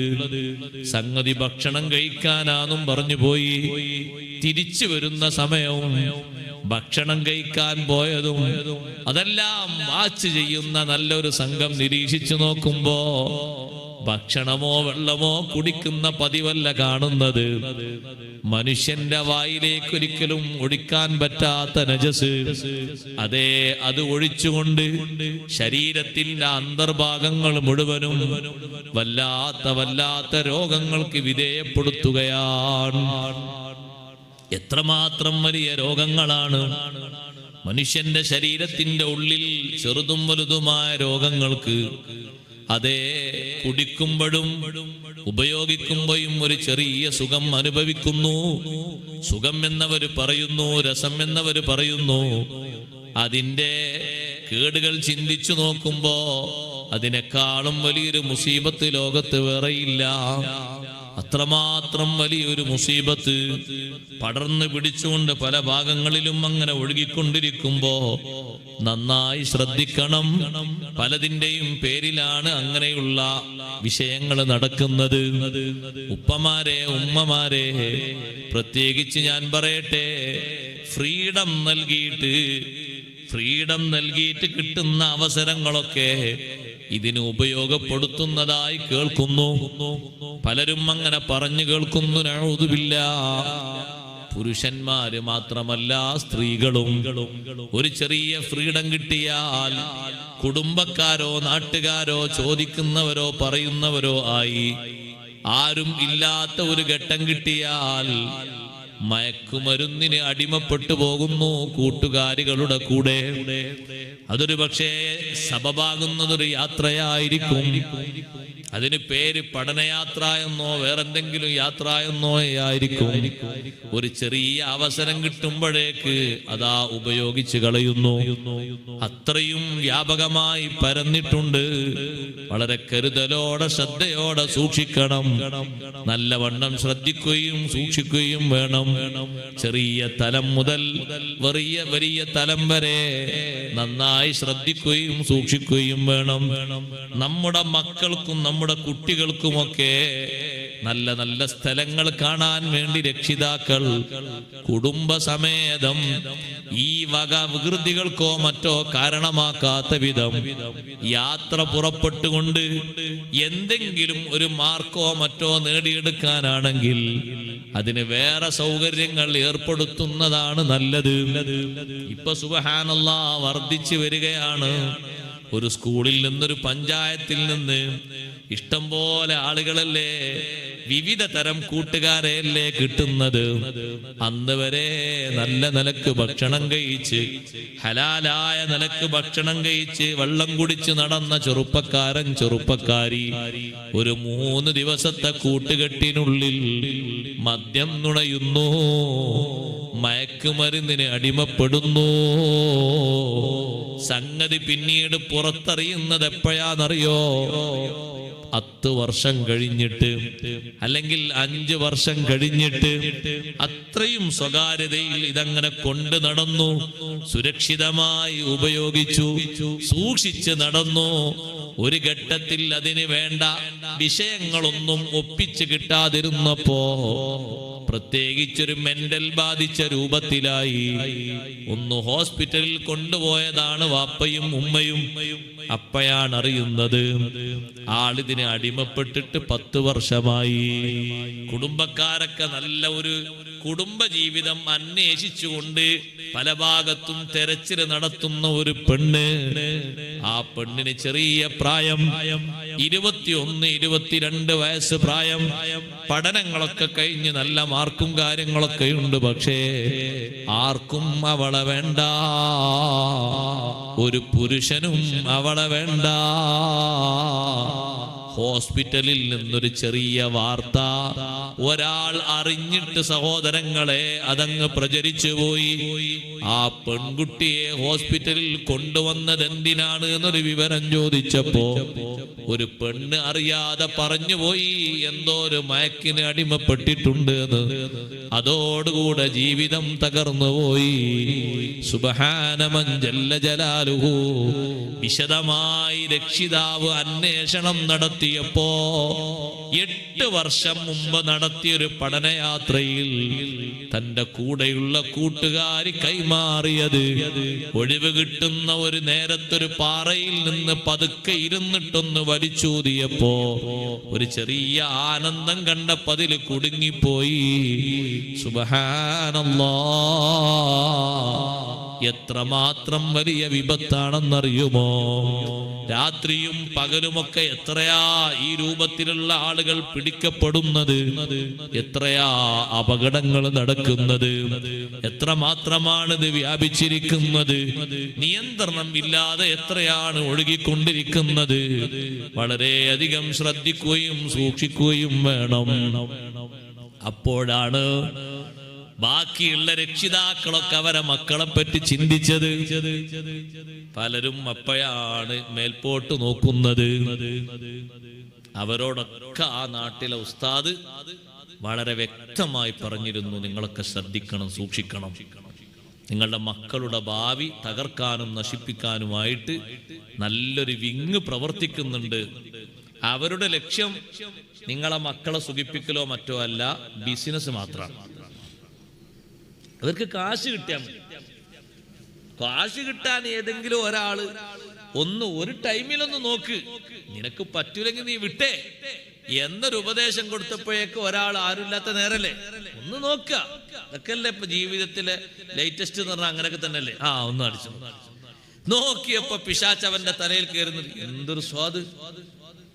നാട്ടിൽ നിന്ന് എവിടുന്നും ഒരു ഇളനീർ ജ്യൂസ് കുടിച്ചാൽ പോലും കിട്ടൂല. ഏറ്റവും നല്ല വിലപിടിപ്പുള്ള ഏത് ജ്യൂസ് ഇന്ന് 500 രൂപ കൊടുക്കുന്ന കിട്ടുന്ന ജ്യൂസാണെങ്കിലും ഈ രുചിയിലെത്തൂല. അവന്റെ മനസ്സിൽ അതിന് സ്ഥാനം പിശാച് നൽകിയതോടുകൂടെ ഈ ഒരു ഷർറിലായിട്ട് അവന്റെ ജീവിതം മൊത്തം തുലഞ്ഞു. ഒരു യാത്ര, ഒറ്റ യാത്ര, പേര് പഠനയാത്ര. കിട്ടിയത് പഠനവും അല്ല, മാർക്കും അല്ല, ജീവിതത്തിന്റെ സംസ്കാരം മുഴുവനും പോയി. കൊണ്ടുവന്ന ആള് ചെലവാക്കി അവരിൽ നിന്നൊക്കെ ഏകദേശം ഓരോരുത്തരിൽ നിന്ന് 150-200 വാങ്ങി അയാൾ കിട്ടേണ്ട ലാഭവും കച്ചവടത്തിന്റെ ഒക്കെ കിട്ടി. അത് സുഖമായിട്ട് കിട്ടി. ബാക്കിയുള്ളവർ ഓരോരുത്തർ ഉപയോഗിച്ച് അതിന് അഡിക്റ്റായി മാറി. സുബ്ഹാനല്ലാഹ്, എത്രയാണ് അങ്ങനെ സംഭവിക്കുന്നത്. ഉപ്പമാരോട് ഉമ്മമാരോട് വളരെ ജാഗ്രതയിൽ, വളരെയധികം ശ്രദ്ധിക്കാനാണ് അഷ്റഫുൽ ഖൽഖ് സല്ലല്ലാഹു അലൈഹി വസല്ലം തങ്ങൾ ഇതിന് പേരിട്ട് വിളിച്ചിരിക്കുന്ന പേര് തന്നെ ഉമ്മുൽ ഖബായിസ് എന്നാണ്. ഖംറിന് നബി തങ്ങൾ പേരിട്ടത് ഉമ്മുൽ ഖബായിസ് എന്നാണ്. എല്ലാ വൃത്തികേടുകളുടെയും മാതാവ് എന്നാണ് അതിന്റെ പേര്. ഇജ്തനിബൂ ഉമ്മുൽ ഖബായിസ്. അത് നുണഞ്ഞ് അതിന് അഡിക്റ്റായോ വേശ്യാവൃത്തി ആളിൽ പെട്ടെന്ന് വരും, തസ്കര സ്വഭാവം വരും, അക്രമ സ്വഭാവം വരും, വഞ്ചനയുടെ വിവിധ രൂപഭാവങ്ങൾ വരും, സ്വന്തക്കാരെയും കുടുംബക്കാരെയും വഞ്ചിക്കുന്നത് എളുപ്പത്തിൽ വരും. അങ്ങനെ തുടങ്ങിയുള്ള നീചവൃത്തികൾ ഏതെല്ലാം ഉണ്ടോ മുഴുവനും ശരീരത്തിൽ അള്ളിപ്പിടിച്ചു പോകും. അതുകൊണ്ടാണ് ഇജ്തനിബുൽ ഖംറ ഇജ്തനിബൂ ഉമ്മൽ ഖബായിതി. എല്ലാ വൃത്തികളുടെയും മാതാവായ ഖംറിനെ വർജിക്കണേ എന്ന് നബി സല്ലല്ലാഹു അലൈഹി വസല്ലം പ്രത്യേകം ഓർമ്മപ്പെടുത്താനുള്ള കാരണം, നിങ്ങൾ നോക്ക്, ഒരു മാസത്തിനിടയില് 2 മാസത്തിനിടയില് രാത്രി സമയത്ത് നടത്തിയ പട്രോളിങ്ങിൽ എത്രയാണ് പിടിക്കപ്പെട്ട ആളുകളെ ഒന്ന് വിലയിരുത്തി നോക്കൂ സഹോദരങ്ങളെ. ഒരു വർഷത്തെ കണക്ക് വരുമ്പോ എത്രമാത്രം വലിയ സങ്കടകരമാണ് ഉണ്ടാകുന്നത്. നിയന്ത്രിക്കേണ്ട മേഖലകൾ പൂർണ്ണമായും നിയന്ത്രിക്കണം, സൂക്ഷിക്കേണ്ട മേഖലകൾ പൂർണ്ണമായും സൂക്ഷിക്കണം. എന്തെങ്കിലും ആവശ്യത്തിന് വേണ്ടി മക്കൾക്ക് അക്കൗണ്ട് തുറന്നു വെച്ച ബാപ്പമാരുണ്ടെങ്കിൽ ആവശ്യം കഴിഞ്ഞ ഉടനെ തന്നെ ക്ലോസ് ചെയ്യണം. അല്ലെങ്കിൽ നിങ്ങളെ അക്കൗണ്ടിൽ നിന്ന് ആവശ്യമാകുന്ന രൂപത്തിൽ ഉപയോഗപ്പെടുത്തണം. സ്വതന്ത്രമായി അക്കൗണ്ടുകളും മറ്റും തുറക്കുമ്പോ ഈ സംഗതികൾക്ക്, വിൽപ്പനകൾക്കും വാങ്ങലുകൾക്കുമൊക്കെ എളുപ്പമായ മാർഗം മറ്റൊരു ഭാഗത്ത് തുറക്കപ്പെടും. അതുകൂടി ശ്രദ്ധിക്കണം, അതുകൂടി സൂക്ഷിക്കണം. ഇപ്പെല്ലാം ഓൺലൈൻ ബിസിനസ് ആണല്ലോ. ഓൺലൈൻ ബിസിനസ് മുഖേന ഏറ്റവും കൂടുതൽ ചെലവഴിക്കപ്പെടുന്ന, ഏറ്റവും കൂടുതൽ വാങ്ങാൻ ആളുകളുള്ള പൊടി പൊടിക്കുന്ന കച്ചവടമായിട്ട് ഇത് മാറുകയാണ്. നഊദുബില്ലാഹ്. അതിന്റെ ദുരിതവും ദുരന്തവും അനുഭവിക്കുന്നവർ 1ഉം 2ഉം 10ഉം 20ഉം 30ഉം കുടുംബാംഗങ്ങളല്ല, ഇഷ്ടം പോലെയുണ്ട്. ഉപ്പമാരെ, ഉമ്മമാരെ, എത്രയോ ഉണ്ട്. ഒരുപാട് ആളുകളുണ്ട് മക്കളെ വേർപിരിഞ്ഞ് ജീവിക്കാൻ പോലും പ്രായമാകാത്ത ബാപ്പയും ഉമ്മയും മക്കളുടെ ശല്യം കാരണം സഹിക്കാൻ കഴിയാതെ വേർപിരിഞ്ഞ് ജീവിതം നയിക്കുന്നവര് വരെയുണ്ട്. മകനെയും മകളെയും വേണ്ടാന്ന് കരുതിയിട്ട് ഇതുവരെ താമസിച്ചിരുന്ന വീടൊക്കെ അവർക്ക് കൊടുത്ത്, എഴുതി കൊടുത്തതല്ല, അവർ മുന്നോട്ടേന്ന് കൊടുത്ത് ബാപ്പയും ഉമ്മയും വാടക കോട്ടേഴ്സിലേക്ക് വേറെ മാറിയിട്ട് സ്വസ്ഥായിട്ടൊന്ന് ജീവിച്ച് ഭക്ഷണം കഴിച്ചിട്ടൊന്ന് കിടന്നുറങ്ങാലോ എന്ന് കരുതിയിട്ട് മാറിയതാ. കാരണം രാത്രി സമയത്ത് മിൻ ശർരി ഗാസിഖിൻ ഇദാ വഖബ് വ്യത്യസ്ത രൂപത്തിൽ വരുന്നതിൽ അവർക്ക് രാത്രി വരുന്ന മിൻ ശർരി ഗാസിഖിൻ ഇദാ വഖബ് ഈ 2 മക്കളാ. ആ മക്കൾ ഡ്യൂട്ടി കഴിഞ്ഞ് വീട്ടിലെത്തിക്കഴിഞ്ഞാൽ പിന്നെ ഫുൾ ഫിറ്റായി കഴിഞ്ഞാൽ പിന്നെ എന്തെങ്കിലും ഒരു ഉപദേശം പറഞ്ഞ പാപ്പാന്റെ മണ്ടയും കായും ഉമ്മാന്റെ മണ്ടയും കായും. എന്നും ഇങ്ങനെ മണ്ട കാഞ്ഞിക്കാൻ ആർക്കാ നേരണ്ടാകുക? അത് ശരി, അവരെ തലക്കൂല്ലേ വേദന, അവരെ ശരീരത്തിനുള്ള വേദന, അതൊരു മനുഷ്യ ശരീരം തന്നെയല്ലേ. ആ ഒരു പരുവത്തിലേക്ക്, പരിതസ്ഥിതിയിലേക്ക് മാറിക്കൊണ്ടിരിക്കുമ്പോ നന്നായി ശ്രദ്ധിക്കണം. രാത്രിയായി കഴിഞ്ഞാൽ ആൾക്കാർക്ക് പേടിന്ന് വെറുതെ പറഞ്ഞതല്ല. ചില കുടുംബങ്ങളിലൊക്കെ രാത്രിയായി കഴിഞ്ഞാൽ പേടി കൂടുകയാണ്. ഇന്ന് ഏത് രൂപാകുമ്പോൾ പടച്ചവനെ സ്വീകരിക്കേണ്ടി വരിക എന്നുള്ള പേടിയാണ്. രാത്രി കണ്ടില്ലേ നിങ്ങൾ? ചിലയിടങ്ങളിലൊക്കെ കൂത്താട്ടം നടക്കുന്നത് കണ്ടില്ലേ നിങ്ങൾ? നിങ്ങളെ നാട്ടിലൊക്കെ ഉണ്ടോന്ന് എനിക്കറിയില്ല. ഒരു സുന്നത്ത് കല്യാണം, ഒരു സുന്നത്തായ കല്യാണമില്ലേ ഒരു മുസ്ലിമിന്റെ കല്യാണം, അതിന്റെ പേരിൽ രാത്രി നടക്കുന്ന കൂത്താട്ടം, നഊദുബില്ലാഹ്. അവിടെയും ഉപ്പമാരെ കറക്ക് കമ്പനിയെ തമ്പടിക്കാനയക്കരുത്. മകന്റെ കല്യാണമാണെങ്കിലും ശരി, മകളെ കല്യാണമാണെങ്കിലും ശരി, ബാപ്പക്കും ഉമ്മക്കും ഉള്ള റോള് എന്നും അവർ ഉപയോഗിക്കണം.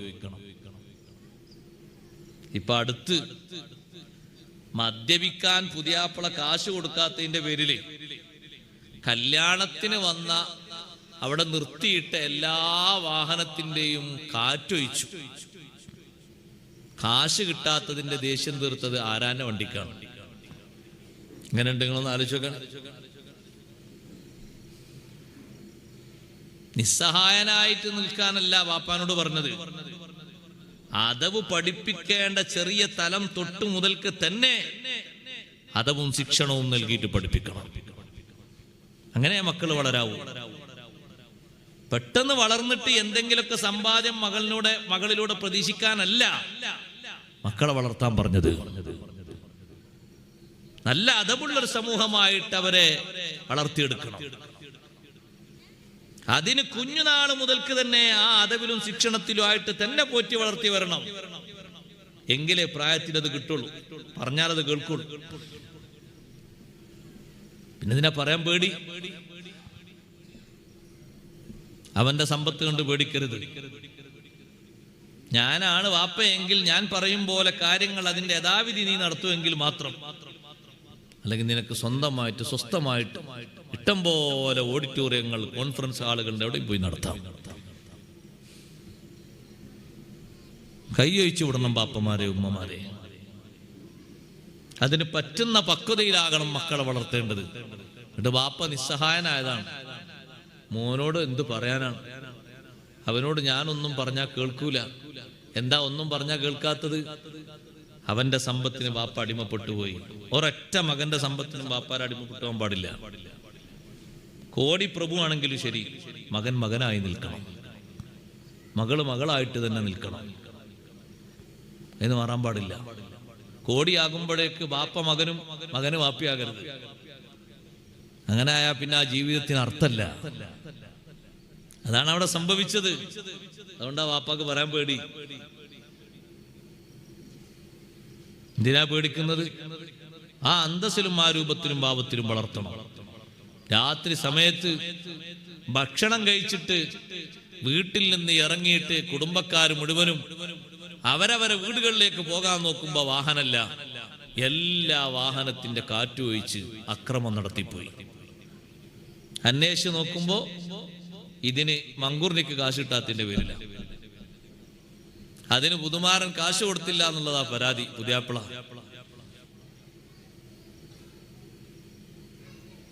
ആദ്യം അവനെ രണ്ടടിയടിക്കണം. ഈ കറക്ക് കമ്പനിന്റെ കൂടെ ഏതെങ്കിലും സദസ്സിൽ പോയിട്ട് സംബന്ധിച്ചിട്ടുണ്ടാകും. അതുകൊണ്ടാവും ഇങ്ങോട്ട് വരാൻ കാരണം. അല്ല വരൂല. വന്നവരല്ല ആദ്യം അടിക്കേണ്ടത്. ആദ്യം നാളെ കെട്ടാൻ പോകുന്നവരല്ലേ, അവൻ ആദ്യം കൊടുത്ത് അടി കൊടുത്ത് പഠിപ്പിക്കണം. ആദ്യം നല്ല അഥവാ ആദ്യം പഠിപ്പിക്കണം, മേലാൽ ജീവിതത്തിൽ ഉണ്ടാകാത്ത വിധം. അവരെ കൂടെ ഏതെങ്കിലും ഒരു സ്ഥലത്തേക്ക് ഇവൻ പോയി ഷെയർ ചെയ്യാതെ അവരിങ്ങോട്ട് വരൂല. അങ്ങനെയാണ് ഇവിടെ മുസ്ലിംമാരെ കല്യാണത്തിലൊക്കെ ബാക്കിയുള്ള ആൾക്കാരെ ഒന്ന് ചോദിക്കണ്ടേ, ശരി ഞങ്ങൾക്ക് ഒരു 500 ഞങ്ങളൊന്ന് പോയി കുടിച്ചു പറ്റേ, നിങ്ങൾ കിട്ടണം, ആരും കിട്ടണം, അങ്ങനെ ഒന്ന് ചോദിക്കണം. ഞങ്ങൾക്ക് ഒരു 1000 തരും, ഞങ്ങളൊന്ന് പോയി ഇതാക്കി പറ്റേ. കാസേരന്റെ കാലോണ്ടൊക്കെ അവിടെ നടിയിട്ടേ.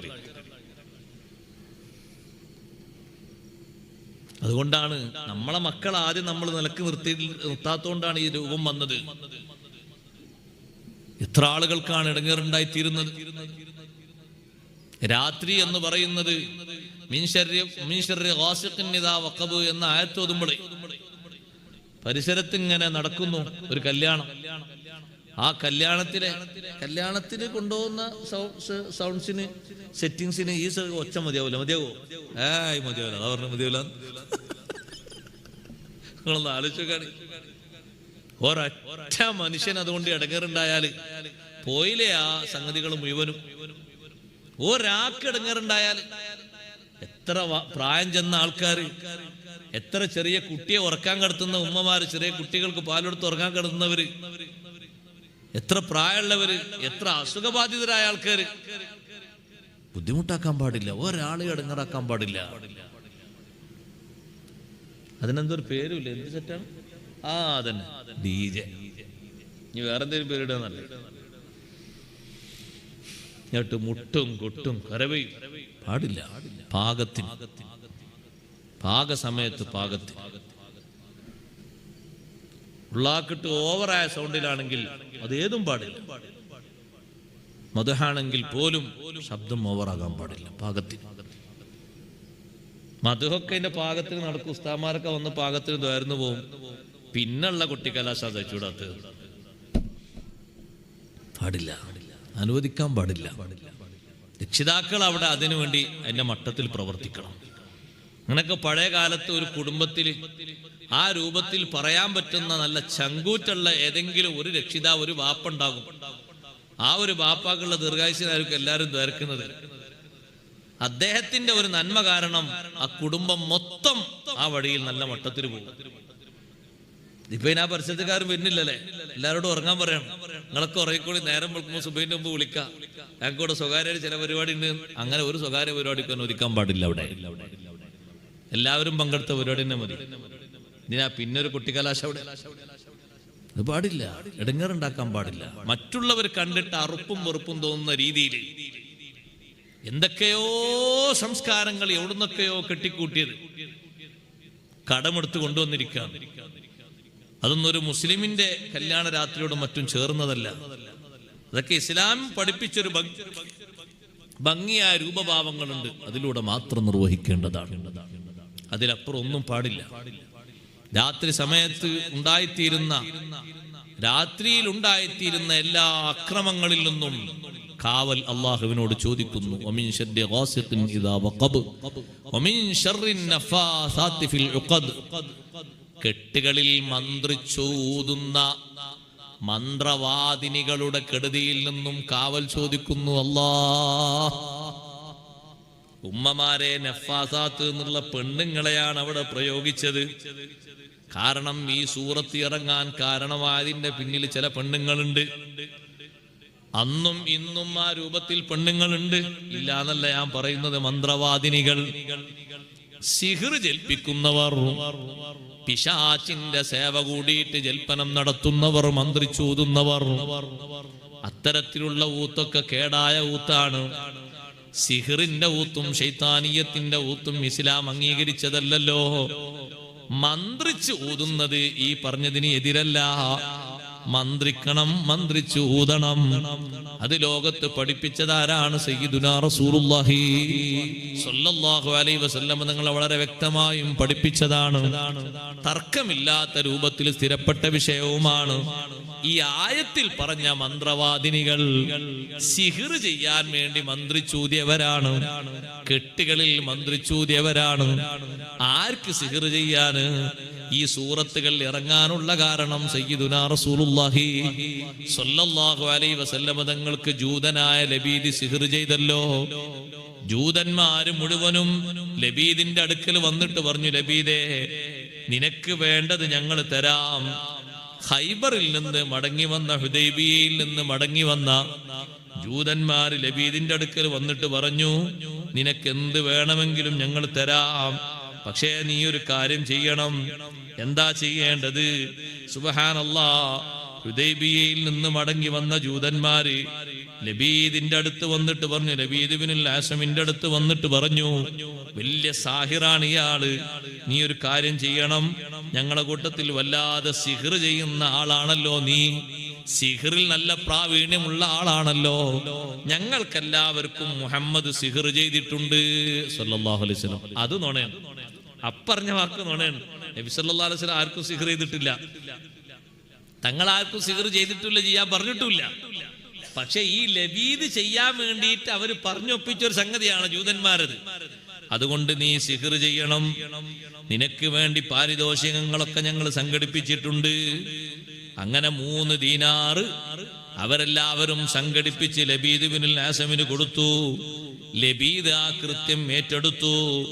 ലബീദ് എന്ത് ചെയ്തു എന്നറിയോ? ദീനാറും വാങ്ങിയിട്ട് നേരെ ലബീദ് പോയി നബി സല്ലല്ലാഹു അലൈഹി വസല്ലം തങ്ങൾക്ക് ഖിദ്മത്ത് എടുക്കുന്ന യഹൂദിയായ ഒരു കുട്ടിയുണ്ടായിരുന്നു, ഒരു ജൂത കുട്ടിയുണ്ടായിരുന്നു. ആ കുട്ടിയെ സമീപിച്ച് നബി സല്ലല്ലാഹു അലൈഹി വസല്ലം തങ്ങളുടെ ബറക്കത്ത് സ്വീകരിക്കാൻ എന്ന തരത്തിൽ ചോദിച്ചു വാങ്ങി. നബി സല്ലല്ലാഹു അലൈഹി വസല്ലം തങ്ങൾ വാരുന്ന ചീർപ്പ്, ഏത് ചീർപ്പിലും ഉണ്ടാകുമല്ലോ 1, 2, 3 മുടികളൊക്കെ, ആ മുടികൾ ഇദ്ദേഹം പതുക്കെ കൈക്കലാക്കി. സുബ്ഹാനല്ലാഹ്, ആ മുടിയും അതുപോലെ തന്നെ ചീർപ്പിന്റെ പല്ലും ഉപയോഗിച്ച് മെഴുക് മറ്റുമൊക്കെ ചേർത്തുകൊണ്ട് അഷ്റഫുൽ ഖൽഖ് സല്ലല്ലാഹു അലൈഹി വസല്ലം തങ്ങൾക്ക് അവൻ സിഹ്ർ ചെയ്തു വെച്ചു. ആ സിഹ്ർ ചെയ്തു വെച്ച സിഹ്റിൽ അതേ അമ്പിന്റെ കൂടെ ഉണ്ടാകുന്ന, അമ്പിന്റെ കൂടെ ബലത്തിന് വേണ്ടി കെട്ടുന്ന ചരട്, അങ്ങനത്തെ 11 ചരട് എടുത്തിട്ട് 11 കെട്ട് കെട്ടി, 11 കെട്ട് പ്രത്യേകം കെട്ടിയിട്ട് അത് കൊണ്ടുപോയി ബിർ അരീസിൽ കൊണ്ടുപോയി കുഴിച്ചു മൂടി. ആ കെട്ടിയ കെട്ടുകളിലൊക്കെ അവന്റെ പെൺകുട്ടികളാണ് മന്ത്രിച്ചൂതിയത്. 11 കെട്ടുകളിൽ മന്ത്രിച്ചൂതിയത് അവന്റെ പെൺമക്കളാണ്. അതിലേക്ക് സൂചിപ്പിച്ചുകൊണ്ടാണ് വമിൻ ശർരിൻ നഫാസാതി ഫിൽ ഉഖദി, കെട്ടുകളിൽ മന്ത്രിച്ചൂതിയ മന്ത്രവാദിനികളുടെ ഷർറിൽ നിന്നും നിന്നോട് കാവൽ ചോദിക്കുന്നു അല്ലാഹ്. അഷ്റഫുൽ ഖൽഖ് സല്ലല്ലാഹു അലൈഹി വസല്ലം തങ്ങൾക്ക് സിഹ്ർ ബാധിച്ചോ? തങ്ങൾക്ക് രോഗം ബാധിച്ചു. രോഗം ബാധിച്ചിട്ട് സാധാരണ നിർവഹിക്കുന്ന അമലൊന്നും മുടങ്ങിയിട്ടില്ല, നിസ്കാരം മുടങ്ങിയിട്ടില്ല, ദീനിന്റെ ഖിദ്മത്തുകളൊന്നും മുടങ്ങിയിട്ടില്ല. ഒന്ന് രണ്ട് കാര്യങ്ങളിൽ തങ്ങൾക്ക് ചെറിയ മാറ്റങ്ങൾ വന്നു. തങ്ങൾ ഭാര്യമാരുടെ കൂടെ കിടക്കാൻ വേണ്ടി രാത്രി ഓരോരുത്തരുടെ വീട്ടിലേക്ക് ഓരോ ദിവസം അനുസരിച്ച് പോകുമ്പോ അവരുമായി ബന്ധം പുലർത്തി എന്ന് നബി സല്ലല്ലാഹു അലൈഹി വസല്ലം വിചാരിക്കും. പക്ഷേ ബന്ധം പുലർത്തിയിട്ടുണ്ടാവുകയില്ല. അപ്പോഴേക്ക് തങ്ങൾ ആ വീട്ടിൽ നിന്ന് പുറത്തേക്ക് വരും. ഇങ്ങനൊരവസ്ഥ ഭാര്യമാർക്കും ശരിക്ക് ബോധ്യപ്പെട്ടു പോയി. ഭക്ഷണം കഴിച്ചു എന്ന് തങ്ങൾക്ക് തോന്നും, ഭക്ഷണം കഴിച്ചിട്ടുണ്ടാകൂല. ഭക്ഷണം വിളമ്പിയെടുത്തുനിന്ന് തങ്ങൾ കഴിക്കാതെ എഴുന്നേറ്റ് പോകും. സുബ്ഹാനല്ലാഹ്, ഇങ്ങനൊരവസ്ഥയുണ്ടായിട്ട് നബി സല്ലല്ലാഹു അലൈഹി വസല്ലം തങ്ങൾ 6 മാസക്കാലം ഇങ്ങനെ തുടർന്നുകൊണ്ട് ഹബീബ് സല്ലല്ലാഹു അലൈഹി വസല്ലം തങ്ങൾ വേണ്ട ചികിത്സകളൊക്കെ നടത്തി മുന്നോട്ട് പോകുമ്പോ നബി സല്ലല്ലാഹു അലൈഹി വസല്ലം തങ്ങൾ ഒരു ദിവസം വീട്ടിൽ വിശ്രമിക്കുന്ന സമയത്ത് നബി സല്ലല്ലാഹു അലൈഹി വസല്ലം തങ്ങളിലേക്ക് ജിബ്രീൽ അലൈഹിസ്സലാം ഇറങ്ങി വന്നു. മറ്റൊരു ഭാഗത്തുകൂടെ മീകായിൽ അലൈഹിസ്സലാമും ഇറങ്ങി വന്നു. 2 മലക്കുകളും 2 ഭാഗത്ത് വന്നിരുന്നു. ഒന്ന് തലഭാഗത്ത്, ഒന്ന് കാൽഭാഗത്ത് വന്നിരുന്നിട്ട് ഒരാള് മറ്റേ ആളോട് ചോദിക്കുന്നു. നബി സല്ലല്ലാഹു അലൈഹി വസല്ലം കിടക്കുകയാണ്. മാ വജഉർ റജുലി, ഈ കിടക്കുന്ന ആൾക്ക് എന്തെങ്കിലും അസുഖമുണ്ടോ? മറ്റേ മലക്ക് പറയുന്നു, ഉണ്ട്. മത്ബൂബുൻ, സിഹ്ർ ബാധിച്ച് കിടക്കുന്ന ആളാണ്. അപ്പൊ ചോദിച്ചു, വമൻ തബ്ബഹു, ആരാണ് സിഹ്ർ ചെയ്തത്? ലബീദ് ഇബ്നു ആസമാണ് സിഹ്ർ ചെയ്തത്. ജൂതനായ മനുഷ്യനാണ്, അവനാണ് സിഹ്ർ ചെയ്തത്. എന്തിലൊക്കെയാണ് സിഹ്ർ ചെയ്തത്? ഫീ മിഷ്തിൻ വ മുഷാത്തത്തിൻ വ ജുഫ്ഫി തുൽഅതി നഖ്ലിൻ, ഈത്തപ്പനയുടെ ഉണങ്ങിയ കുല, ഈത്തപ്പനയുടെ ഉണങ്ങിയ ഒരു കൊല. അതെ, കാരക്ക ഉണങ്ങിയിട്ട് മരത്തിൽ നിന്ന് ഉണങ്ങിയ ഒരു കൊല എടുത്തിട്ട് ചീർപ്പിന്റെ പല്ലും ഉപയോഗിച്ച് പ്രത്യേകം നബി സല്ലല്ലാഹു അലൈഹി വസല്ലം തങ്ങളെ രൂപത്തിലായി സിഹ്ർ ചെയ്ത് വെച്ചതാണ്. എവിടെയെന്ന് ചോദിച്ചപ്പോ ദർവാൻ ഭാഗത്തുള്ളൊരു കിണറിലാണ്, ബിർ അരീസിലാണെന്ന് പറഞ്ഞു.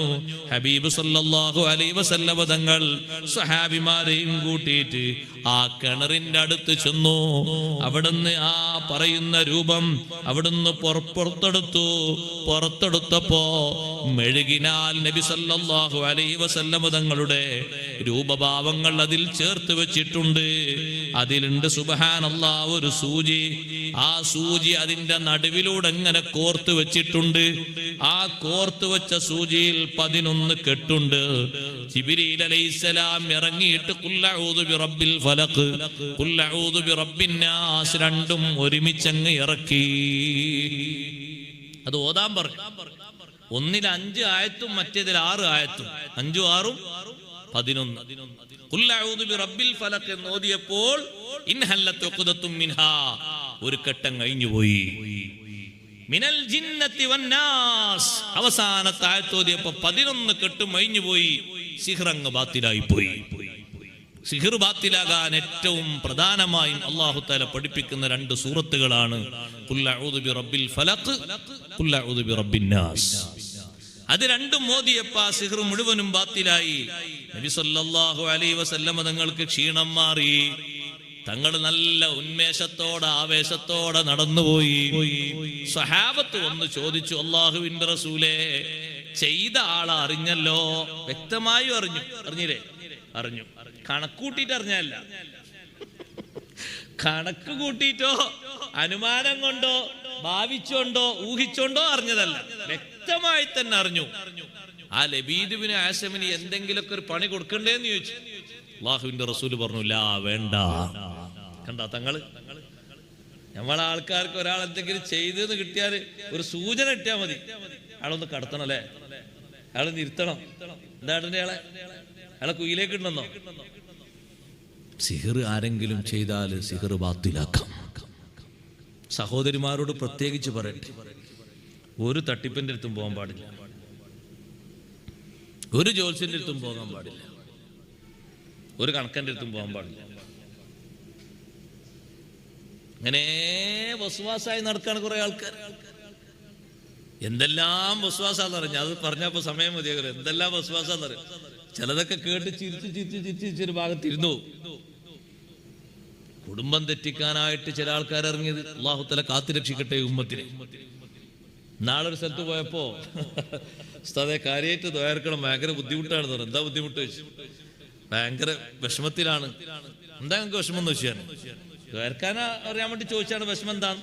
അല്ല അയാളെ വിഷമം ഒന്നായിട്ട് നമുക്ക് കേൾക്കാൻ വേണ്ടിയില്ല. അയാൾ പറഞ്ഞു ഉസ്താദേ അപ്പുറത്തതാ അവിടെ അതിന്റെ അയൽവാസിയാണ്. അയൽവാസിയാ നല്ല തന്നെയല്ലേ, നിങ്ങൾക്ക് എന്ത് ആവശ്യങ്ങൾക്ക് അങ്ങോട്ടും പോകാം, അയാൾക്ക് എന്ത് ആവശ്യങ്ങൾക്ക് ഇങ്ങോട്ട് വിളിക്കാലോ. അയൽവാസി സുഖല്ലേ, ആവശ്യമല്ലേ, എന്തെങ്കിലും കാര്യങ്ങൾ ഏൽപ്പിക്കൊക്കെ ചെയ്യാലോ. അല്ല ഉസ്താദേ അയാളാണ് എനിക്ക് ബുദ്ധിമുട്ട്. സുബ്ഹാന ജല്ല ജലാലു നഊദു ബില്ലാഹ്. അയൽവാസി നിങ്ങൾക്ക് ബുദ്ധിമുട്ട് എന്താ നിങ്ങൾ പറഞ്ഞു വെച്ചു? അതിനോട് മറ്റേ ആള് പറഞ്ഞു നിങ്ങളെ വീട്ടിക്ക് ഏത് വീട്ടിൽ നിന്നാണ് ഉറുമ്പ് വരുന്നത് അവിടുന്നാണ് കാര്യമായിട്ട് നിങ്ങൾക്ക് ഇടങ്ങേറുന്നത്. ഉറുമ്പ് എവിടുന്നെല്ലാം വരും.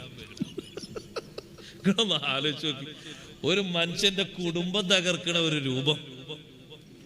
ഞാൻ പറഞ്ഞു അയാളെ നേരെ പടിഞ്ഞാട്ട് നിർത്തിയിട്ട് ചപ്പക്കുറ്റിക്ക് നോക്കണം, കൊടുത്ത് അടി കൊടുക്കണം തന്നെയാണ്.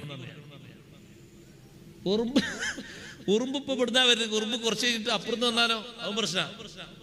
ഉറുമ്പ് വരുന്ന നോക്കിയിട്ട് എങ്ങാനും ഇപ്പൊ ഈ സംഗതികൾ വിലയിരുത്താൻ കഴിയും. ഞാൻ പറഞ്ഞു സുഹൃത്തെ നിങ്ങൾ അതിൽ പെട്ടുപോയല്ലോ. ഉറുമ്പ് ഇപ്പൊ ഇപ്പുറന്നാ വരുന്നത്. ഇനി നാളെ നേരെ നിങ്ങളെ വലത്തെ ഭാഗത്താരാ സ്വന്തം അനിയനാ താമസിക്കുന്നത്. ഈ വരുന്ന ഉറുമ്പ് നാളെ അവിടുന്ന് വന്നാൽ എന്ത് ചെയ്യുന്നു വെച്ചാൽ അപ്പൊ അയാൾ ഇങ്ങനെ നോക്കുക, എല്ലാ ഭാഗത്തും ഇങ്ങനെ നോക്കുക. ഈ വരുന്ന ഉറുമ്പ് ഇപ്പൊ ഇവിടുന്നല്ലേ ഉറുമ്പ് വരുന്നത്. ഞാൻ ഉറുമ്പ് വരുന്നത് കണ്ടില്ല, ഇവിടുന്നല്ലേ വരുന്നത് നിങ്ങള്. ഈ വരുന്ന ഉറുമ്പിന് നാളെ അവിടുന്ന് ഇങ്ങോട്ട് വരാൻ തോന്നിയാലോ? അതിനിപ്പോ ഇത്ര തോന്നെ പണിയൊന്നുമില്ലല്ലോ. നിങ്ങളല്ലാതെ ഇതിൽ പെട്ടുപോകും. അതൊക്കെ മനസ്സിൽ നിന്ന് വിട്ടേക്ക്. ഒരു ഉറുമ്പ് വരുന്ന കണ്ടിട്ടൊന്നും ഒരു അയൽവക്കം തെറ്റിക്കല്. നിങ്ങൾ അയാൾ നിങ്ങൾക്ക് സഹായം ചെയ്യുന്ന ആളല്ലേ? ചെയ്യുന്ന ആളാണ്. നിങ്ങൾ അങ്ങോട്ട് സഹകരിക്കുന്ന ആളല്ലേ? സഹകരിക്കുന്ന ആളാണ്. നിങ്ങളെ വീട്ടിൽ അസുഖം ഉണ്ടായപ്പോ ചികിത്സിക്കാൻ വന്നത്, നിങ്ങളെ നോക്കാൻ വന്നത് ആ വീട്ടുകാരനല്ലേ? അതെ. ഒരു റുപ്യ പ്രതിഫലം പോലും വാങ്ങാതെ 10 ദിവസങ്ങളെ വീട്ടിൽ നിങ്ങൾ ശുശ്രൂഷിച്ച ആളല്ലേ? ഇതാ പോയി മുടക്കിയത്. ആ ബന്ധം മുഴുവനും വഷളാക്കാണ്. ഒരു പ്രശ്നമില്ല, അവിടെ ഒരു പ്രശ്നം ഉണ്ടാക്കുക.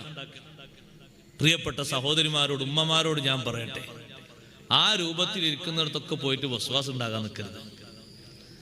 ഏതെങ്കിലും തരത്തിൽ എന്തെങ്കിലും നിങ്ങൾക്ക് ബോധ്യപ്പെട്ട് കഴിഞ്ഞാൽ അത് ബാത്തിലാക്കാൻ ഒരാളെ പറ്റി പറയണമെങ്കിൽ വ്യക്തമായിട്ടുള്ള വിവരം കിട്ടണം. 4 നമ്പർ എഴുതിയിട്ട് ഈ നമ്പറിൽ കിട്ടുന്ന പേര് ഏത് പേരും പറയാൻ പറ്റില്ല, കാരണം പറഞ്ഞാൽ ബുദ്ധിമുട്ടാണ്. ഇങ്ങനത്തെ ഒരു പേരാണ്, ഇങ്ങനത്തെ ഒരു പേരാ കിട്ടുന്നത്. പോക്കര് എന്നുള്ള പേരാ കിട്ടുന്നത്. പോക്കര് എന്ന് പേര് വെച്ചുകൊണ്ട് മറ്റയാൾ കുടുങ്ങിയില്ലേ? അയാൾ എന്താ ചെയ്യാ? ഈ പേരിൽ കിട്ടുന്നത് ഇങ്ങനത്തെ ഒരു പേരാണ്. ഈ പേരുള്ള അയാളാൻ സാധ്യതയുണ്ട്. അതെന്തേ? അയാൾ നാളെ പുരേക്ക് ഇങ്ങനെ 2-3 വട്ടം ഓരോ കാര്യത്തിൽ ഇങ്ങനെ വന്നു. പേരന്റെ കാര്യത്തിന് പേരന്റെ വസ്വാസിന് നിൽക്കരുത് ഉമ്മമാരെ. സിഹ്ർ ചെയ്തു എന്ന് യഥാർത്ഥത്തിൽ മലക്കുകൾ വന്ന് പറഞ്ഞ് ബോധ്യപ്പെട്ടു. ലബീദ് ബിനുൽ ആസമല്ലേ സിഹ്ർ ചെയ്തത്? അതെ. ലബീദ് ബിനു ആസമിന് എന്തെങ്കിലും പകരം ചെയ്യണ്ടയോ? അല്ലാഹുവിന്റെ റസൂലേ വേണ്ട. മറ്റൊരാൾക്ക് എന്നെ കൊണ്ട് ഷർറുണ്ടാകുന്നത് ഞാൻ ഇഷ്ടപ്പെടുന്നില്ല. എന്റെ രോഗം അല്ലാഹു ശിഫയാക്കി തന്നല്ലോ. സിഹ്ർ ചെയ്തതിന് പകരം സിഹ്ർ ചെയ്യാമെന്ന് ഏതെങ്കിലും ആള് നിങ്ങളെ പഠിപ്പിച്ചാൽ, സഹോദരങ്ങളെ സഹോദരിമാരെ, അത് വിഡ്ഢിത്തമാണ്. സിഹ്ർ ചെയ്തതിന് പകരം സിഹ്ർ ചെയ്തുകൂടാ. ആരെങ്കിലൊക്കെ സിഹ്ർ ഏതെങ്കിലും ഭാഗത്ത് നിന്ന് വന്നുപോയെങ്കിൽ അത് ബാത്തിലാക്കാം. ബാത്തിലാക്കാൻ വേണ്ടിയുള്ള ദിക്റുകളും ദുആകളും ആയത്തുകളും ഒക്കെ നമ്മൾ ഓതിയിട്ട് അത് ബാത്തിലാക്കേണ്ടതുപോലെ ബാത്തിലാക്കണം. ആ രൂപഭാവങ്ങളൊക്കെ സ്വീകരിക്കാം. കാണുന്നതും കേൾക്കുന്നതും മുഴുവനും അങ്ങനെയായി വിചാരിക്കരുത്. ഹബീബ് സല്ലല്ലാഹു അലൈഹി വസല്ലം തങ്ങൾ ഖുൽ അഊദു ബിറബ്ബിൽ ഫലഖ് ഖുൽ അഊദു ബിറബ്ബിൻ നാസ് ഓതിയിട്ട് ആ സിഹ്ർ മുഴുവനും ബാത്തിലാക്കി. അതേ സിഹ്ർ ചെയ്തു വെച്ച ആളെ സിഹ്ർ പൊളിഞ്ഞുപോയി. ജൂതന്മാരുടെ അടവ് നടന്നില്ല. എല്ലാ ശത്രുതയും മുത്തുനബിതങ്ങളെ കൊണ്ട് ചെയ്തിച്ചവരാണ് അവര്. കൊലപാതകത്തിന് ശ്രമം നടത്തി, നടന്നില്ലല്ലോ. വിഷം പുരട്ടിക്കൊടുത്തു, നടന്നില്ലല്ലോ. നടക്കാതെ വന്നപ്പോ പിന്നെ ചെയ്തൊരു പണിയാണ് സിഹ്ർ ചെയ്യുക എന്നൊരു പണി. ആ പണിയാണിപ്പോ അല്ലാഹു തആല ബാത്തിലാക്കിയത്. ചെയ്ത് 6 മാസം കഴിഞ്ഞിട്ട് ഖുൽ അഊദു ബിറബ്ബിൽ ഫലഖ് ഖുൽ അഊദു ബിറബ്ബിൻ നാസ് ഇറക്കലോടെ 11 കെട്ടുകളും പൊളിഞ്ഞു പോയി, മുഴുവനും ബാത്തിലായി പോയി. അന്നും ഇന്നും ഉള്ള എല്ലാ സിഹ്റുകാർക്കും കാവല് തന്നെയാണ്. വമിൻ ശർറിൻ നഫ്ഫാസാതി ഫിൽ ഉഖദ്, കെട്ടുകളിൽ മന്ത്രിച്ചൂതുന്ന ഏതെല്ലാം ആളുകളുണ്ടോ പറ്റാത്ത അർഹമല്ലാത്ത മന്ത്രങ്ങൾ, അവരുടെ എല്ലാ ദുശ്ചെയ്തിയിൽ നിന്നും ദുർമന്ത്രങ്ങളിൽ നിന്നും നിന്നോട് കാവൽ ചോദിക്കുന്നു അല്ലാഹ്. അഷ്റഫുൽ ഖൽഖ് സല്ലല്ലാഹു അലൈഹി വസല്ലം തങ്ങളുടെ എതിരാളികളായ ജൂതന്മാര് അവരുടെ അടവ് മുഴുവനും പയറ്റിയിട്ട് അത് തെളിയാതെ തോറ്റുപോയതാണ്. സഹോദരങ്ങളെ, സിഹ്ർ ബാത്തിലാക്കാൻ വേണ്ടി അല്ലാഹു തആല ഇറക്കിയ ഈ 2 സൂറത്തുകളും വളരെ മുഖ്യമായ സംഗതി തന്നെയല്ലേ. നബി സല്ലല്ലാഹു അലൈഹി വസല്ലം തങ്ങൾക്ക് അത്രയും ആശ്വാസമല്ലേ കിട്ടിയത്? അതെ, തങ്ങൾക്ക് വലിയ ഉന്മേഷവും ആവേശവും കിട്ടി. സിഹ്ർ ചെയ്യാനോ മറ്റൊരാളെ കൊണ്ട് ചെയ്യിപ്പിക്കാനോ അതിനെന്തെങ്കിലും കൊടുക്കാനോ ഒന്നിനും ശ്രമിക്കരുത്. അത് ഹറാമാണെന്ന് മാത്രമല്ല, വൻകുറ്റവുമാണ്. തൗബയില്ലാതെ അല്ലാഹു പൊറുക്കാത്ത വലിയ ദോഷങ്ങളിൽ പെട്ടതാണ് സിഹ്ർ. സിഹ്ർ ചെയ്തേക്കരുത്, ചെയ്യിപ്പിക്കരുത്, ചെയ്യാൻ വേണ്ടി സഹായങ്ങളും കൊടുത്തേക്കരുത്. അതിന് തന്നെ ഇരിക്കുന്ന, അതിനു വേണ്ടി ശ്രമങ്ങൾ നടത്തുന്ന, ഒപ്പിച്ച് നടത്തുന്ന ആളുകളുണ്ടാകും. ആ വലയിലൊന്നും പോയി വീഴരുത് എന്ന് സാന്ദർഭികമായി ഞാൻ എൻ്റെ സഹോദരി സഹോദരന്മാരോട് ഓർമ്മപ്പെടുത്തുകയാണ്. വമിൻ ശർരി ഹാസിദിൻ ഇദാ ഹസദ്, അവസാനത്തെ 3ാമത്തൊരു കാവലും കൂടിയുണ്ട്. അതൊരു ചെറിയ കാവലല്ല കേട്ടോ. ചോദിച്ചതിൽ ഏറ്റവും വലിയ ഡേഞ്ചറാണ് എന്ന് തോന്നിപ്പോകും. അസൂയക്കാരന്റെ കെടുതിയിൽ നിന്ന്, അവൻ അസൂയ വെച്ചാലുള്ള ഷർറിൽ നിന്ന് നിന്നോട് കാവൽ ചോദിക്കുന്നു അല്ലാഹ്. അസൂയാലുവിന്റെ അസൂയ അത് വലിയൊരു രോഗമാണ്, വലിയൊരു ഇടങ്ങേറാണ്. അതുകൊണ്ട് എന്തും സംഭവിച്ചേക്കാം, എന്ത് നിയമത്തുകളും തകർന്നു പോയേക്കാം. ആ അസൂയയിൽ നിന്നാണ് അള്ളാഹുവിനോട് കാവൽ ചോദിക്കുന്നത്. അസൂയക്കാരൻ അസൂയ വെക്കുമ്പോൾ വരുന്ന ഷർറ് ചെറുതല്ല, അത് വലുതാണ്. ഹസദ് എന്ന് പറയുന്ന രോഗം പിടിപെട്ടാൽ തന്നെ വല്ലാത്തൊരു രോഗം തന്നെയല്ലേ. ഖൽബിന് ഹസദ് പിടിപെട്ടാൽ പിന്നെ എത്ര മൊഞ്ചു കൂടിയിട്ടും കാര്യമില്ല സഹോദരങ്ങളെ. റബ്ബ് സുബ്ഹാനഹു വ തആല ഒരാൾക്കൊരു നിഅമത്ത് കൊടുത്തു. അത് ദീനിയാകട്ടെ, ദുന്യവിയാകട്ടെ, ഉഖ്റവിയായ നിഅമത്താകട്ടെ, അതിൽ അൽഹംദുലില്ലാഹ്, അത് സമ്മതിക്കാനും അതിൽ സന്തോഷിക്കാനും അതിൽ ഖൈറ് പറയാനും അതിനാണൊരു മുഅ്മിനായ മനുഷ്യന് മനസ്സുണ്ടാകേണ്ടത്. അത് ദുന്യവിയായ നിയമത്തുണ്ടാകും, അത് കണ്ട് അതിശയിച്ചിട്ട് അത്ഭുതപ്പെട്ടിട്ട് എന്തെങ്കിലും പറഞ്ഞ് ഇടങ്ങേറാക്കരുത്. അതുപോലെ തന്നെ ഉഖ്റവിയായ നിയമത്തും അല്ലാഹു തആല നൽകും, അതിലും അതുകൊണ്ടിട്ട് ഇടങ്ങേറുണ്ടാക്കരുത്. ജൂതന്മാർക്കുണ്ടായ ഒരു രോഗമാണത് ഹസദ് എന്ന രോഗം. ആ രോഗം മൂർജിച്ചത് കൊണ്ടല്ലേ ഹബീബ് സല്ലല്ലാഹു അലൈഹി വസല്ലം തങ്ങൾ അവർ വിശ്വസിക്കാതിരുന്നത്. നബിയാണ് എന്ന് അറിയാഞ്ഞിട്ടാണോ? അല്ല. ജൂതന്മാരെ കൂട്ടത്തിൽപ്പെട്ടൊരു വിഭാഗം തന്നെ വന്ന് പറഞ്ഞില്ലേ, അവസാനത്തെ നബി ഞങ്ങളിൽ നിന്ന് വരുമെന്നിങ്ങനെ പ്രതീക്ഷിച്ച് ഞങ്ങൾ കാത്തിരിക്കാണ്. അപ്പോഴാണ് അറബികളിൽ നിന്ന് അവസാനത്തെ നബി വന്നത്. നബി സല്ലല്ലാഹു അലൈഹി വസല്ലം നിങ്ങൾക്കും കൂടി റസൂലല്ലേ എന്ന് ചോദിക്കുമ്പോ ജൂതന്മാര് പറയും റസൂലുൽ ഉമ്മിയീൻ, മക്കയിലുള്ള അറബികൾക്ക് വന്ന റസൂലാണ്, ഞങ്ങൾക്കുള്ള റസൂലല്ല. റസൂലല്ല എന്ന് അറിയാഞ്ഞിട്ട, അല്ലെങ്കിൽ മൂജിദത്ത് വല്ലതും കാണാഞ്ഞിട്ടോ ബോധ്യപ്പെടാഞ്ഞിട്ടോ ആണോ? അല്ല, അവരുടെ ഹസദ് കൊണ്ട് അവർക്ക് സമ്മതിക്കാൻ കഴിയുന്നില്ല. ആ അസൂയ എങ്ങനെ മൂർജിച്ച് മൂർജിച്ച് മൂർജിച്ച് വന്നിട്ടാണ് ആളുകൾ വിശുദ്ധ ദീനിന്റെ മഹത്വം മനസ്സിലാക്കി നബി സല്ലല്ലാഹു അലൈഹി വസല്ലം വിശ്വസിക്കുമ്പോഴൊക്കെ ഹസദ് കൂടുകയാണ്. അങ്ങനെ കൂടുമ്പോഴൊക്കെ എന്തൊക്കെയാണ് ചെയ്യേണ്ടതെന്ന് അറിയാതെ ഓരോന്നും ഓരോ ടൈമിലും ചെയ്യാണ്. എത്ര പെട്ടെന്നാണ് ഖൈബർ ഫത്ഹായത്. ആ ഖൈബർ ഫത്ഹായതിലെ രോഷം തീർക്കാനാണ് നബി സല്ലല്ലാഹു അലൈഹി വസല്ലം തങ്ങൾക്ക് നല്ല ഒരു സദ്യ അവിടെ സംഘടിപ്പിച്ചത്, ഭക്ഷണം ഒരുക്കിയിട്ട്. ആ ഭക്ഷണം ഇങ്ങനെ തീന്മേശയിൽ ഇങ്ങനെ വിളമ്പ് റെഡിയാക്കി വെച്ചു. 1-ാം നമ്പർ ആട്ടിറച്ചിയല്ലേ റെഡിയാക്കി വെച്ചിരിക്കുന്നത്. നബി സല്ലല്ലാഹു അലൈഹി വസല്ലം തങ്ങൾ കൈവച്ച് തൊട്ടതിന് ശേഷമേ സ്വഹാബത്തൊക്കെ തൊടുള്ളൂ. തങ്ങൾ കയ്യിലേക്ക് ഇങ്ങനെ ഒരു പിടി എടുത്തപ്പോഴേക്ക് തന്നെ സ്വഹാബത്തിനോട് പറഞ്ഞു ആരും കഴിക്കരുത്. തങ്ങൾ തുടങ്ങിയല്ലോ എന്ന രീതിയിൽ ഒരു സ്വഹാബി അല്പം വായിലേക്കിട്ട് ആരംഭിച്ചപ്പോഴേക്ക് അത് ഉള്ളിലേക്ക് വലിഞ്ഞു. ഒരു സ്വഹാബി ദാരുണമായി മരണപ്പെട്ടുപോയി. ആ മരണപ്പെട്ടതിന്റെ പേരിൽ വിഷം പുരട്ടിയ ആ പെണ്ണിന്, ആ ആണിന് നബി സല്ലല്ലാഹു അലൈഹി വസല്ലം അതിന്റെ പേരിൽ ഖിസാസ് നൽകി. വിഷം പുരട്ടിയ പാചകം ചെയ്ത പെണ്ണിനെ വിളിച്ച് നബി സല്ലല്ലാഹു അലൈഹി വസല്ലം ചോദിച്ചു, ഈ മാംസം ആരാ പാചകം ചെയ്തത്? അപ്പൊ ആ പെണ്ണ് വന്നു മാംസം ഉണ്ടാക്കി റെഡിയാക്കി വേവിച്ച പെണ്ണ് വന്നു. ആ പെണ്ണിനോട് ചോദിച്ചു, നീ എന്തിനാ അതിൽ വിഷം ചേർത്തെന്ന് ചോദിച്ചു. അപ്പൊ ആ പെണ്ണിന്റെ മറുപടി എന്താന്ന് പറയാ, ജൂതന്മാര് പറയാൻ പറഞ്ഞു കൊടുത്ത മറുപടി, ഇൻകുന്ത നബിയൻ ലാ യദുറുക, നിങ്ങൾ നബിയാണെങ്കിൽ നിങ്ങൾക്ക് വിഷം ഏൽക്കൂല, നിങ്ങൾക്കറിയാം. പരിശോധനക്ക് ടെസ്റ്റ് ഡോസിന് അത് പരിപാടി. നിങ്ങൾ നബിയാണെങ്കിൽ നിങ്ങൾക്ക് വിഷം ഏൽക്കൂല. വൈൻകുന്ത റജുലൻ ഗൈറഹു, നബിയല്ലാത്ത ആളാണെങ്കിലോ വൈൻകുന്ത റജുലൻ മുതഖവ്വിലൻ ഫയസ്തരിഹുൻ നാസു മിൻക, നിങ്ങൾ നബിയല്ലെങ്കിൽ പിന്നെ ആളുകൾ നിങ്ങളെ പിന്നാലെ ഇങ്ങനെ നടക്കേണ്ട ആവശ്യമില്ലല്ലോ, നിങ്ങൾ അങ്ങ് മരിച്ചുപോയ ആളുകൾക്ക് സ്വസ്ഥമായിട്ട് ജീവിച്ചൂടെ. അങ്ങനെയുണ്ട്. നബി സല്ലല്ലാഹു അലൈഹി വസല്ലം അതിനൊന്നും പ്രതികാരം ചെയ്തില്ല. പക്ഷേ വിഷാംശമുള്ള ഭക്ഷണം കഴിച്ചിട്ടൊരു സ്വഹാബി ദാരുണമായി മരണപ്പെട്ടപ്പോ അതിന്റെ പേരിൽ അവിടെ ഖിസാസ് നടപ്പിലാക്കുകയുണ്ടായി. അത്രയും ഉഗ്രൻ വിഷമാണ് സഹോദരങ്ങളെ ഭക്ഷണത്തിൽ പുരട്ടിയിട്ട് ആട്ടിറച്ചി വേവിച്ചു കൊടുത്തിരിക്കുന്നത്. നഊദു ബില്ലാഹ്. ഹസദ് എന്ന് പറയുന്ന രോഗത്തിന്റെ മൂർച്ചയാണത്. ചെറിയ രോഗമല്ലത്.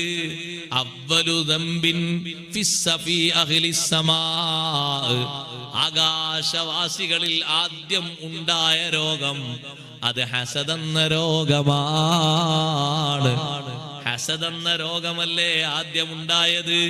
അബൂന അബുൽ അസ്ർ ആദം അലൈഹിസ്സലാത്തു വസ്സലാമിനോടും ഹവ്വാ ബീവി റളിയല്ലാഹു അൻഹയോടും അവരങ്ങനെ സ്വർഗത്തിൽ താമസിക്കുമ്പോ അത് കണ്ട് സഹിക്കാത്തത് കൊണ്ടല്ലേ ഇപ്പുറത്തുനിന്ന് ഇബ്ലീസിനെ ഹസദ് മൂർജിച്ചിട്ടവൻ പണിയെടുത്തത്. ഹൽ അദുല്ലുക അലാ ശജറത്തിൽ ഖുൽദി വ മുൽക്കിൻ ലാ യബ്ലാ, കാലകാലം നിങ്ങൾക്ക് സ്വർഗത്തിൽ കഴിയണോ, നഷ്ടപ്പെടാത്ത രീതിയിലുള്ള അധികാരം നിങ്ങൾക്ക് വേണോ, അതിന് ഒരു മരം കാണിച്ചു തരാം. ആ മരത്തിൽ നിന്ന് പഴങ്ങൾ പറിച്ച് നിങ്ങളങ്ങ് ഭക്ഷിച്ചാൽ എല്ലാ കാലത്തും നിങ്ങൾക്ക് ഇവിടെ കൂടാം, ഒരിക്കലും പുറത്തേക്ക് പോകേണ്ടി വരില്ല എന്നും പറഞ്ഞ് അവനൊരു പണിയെടുത്തത് ഹസദിന്റെ പണിയാണ്. ജിബ്രീൽ അലൈഹി ബഹുമാനപ്പെട്ട ആദം നബി അലൈഹിസ്സലാത്തു വസ്സലാം, ആദം നബി അലൈഹിസ്സലാം കാരണമല്ലേ ഞാൻ അവിടെ നിന്ന് പോരേണ്ടി വന്നത്, എന്നാൽ ഇനി അവരും അവിടെ നിൽക്കുന്നത് എനിക്കൊന്ന് കാണണമല്ലോ എന്ന് ഇബ്ലീസിനൊരു തോന്നല് തോന്നി. അവന്റെ മനസ്സിൽ വന്ന ഹസദ് അതങ്ങ് മൂർച്ചയോടുകൂടെ പെരുമാറിയിട്ട് ആദം അലൈഹിസ്സലാത്തു വസ്സലാമിനെയും ഹവ്വാ ബീവി റളിയല്ലാഹു അൻഹയെയും അവിടുന്ന് തുരത്തിക്കാനും പുറപ്പെടിക്കാനും വല്ലാത്ത പരിശ്രമം നടത്തി. ചെറിയ പരിശ്രമമല്ല ശത്രു നടത്തിയത്. ശത്രുതയ്ക്ക് ഏറ്റവും മൂർച്ച കൂടാനുള്ള കാരണം ഹസദ് തന്നെയാണ്. ഭൂമി ലോകത്തും ആദ്യം ഉണ്ടായ രോഗം ഹസദ് എന്ന രോഗമാണ്. അതിലല്ലേ ആദ്യത്തെ കൊലപാതകം നടക്കുന്നത്. ആദം അലൈഹിസ്സലാത്തു വസ്സലാം എത്ര ഉപദേശങ്ങൾ മക്കളോട് നൽകിയിരുന്നു. മഹാനവർകൾ അള്ളാഹുവിന്റെ മാർഗത്തിൽ ഹജ്ജ് നിർവഹിക്കുന്നതിന് വേണ്ടി വിശുദ്ധമായ മക്കയിലേക്ക് നീങ്ങിയ ഘട്ടം നോക്കിയല്ലേ ഖാബീൽ ഹാബീലിനെ കൊലപ്പെടുത്തിയത്. കാരണം ഹസദല്ലയോ?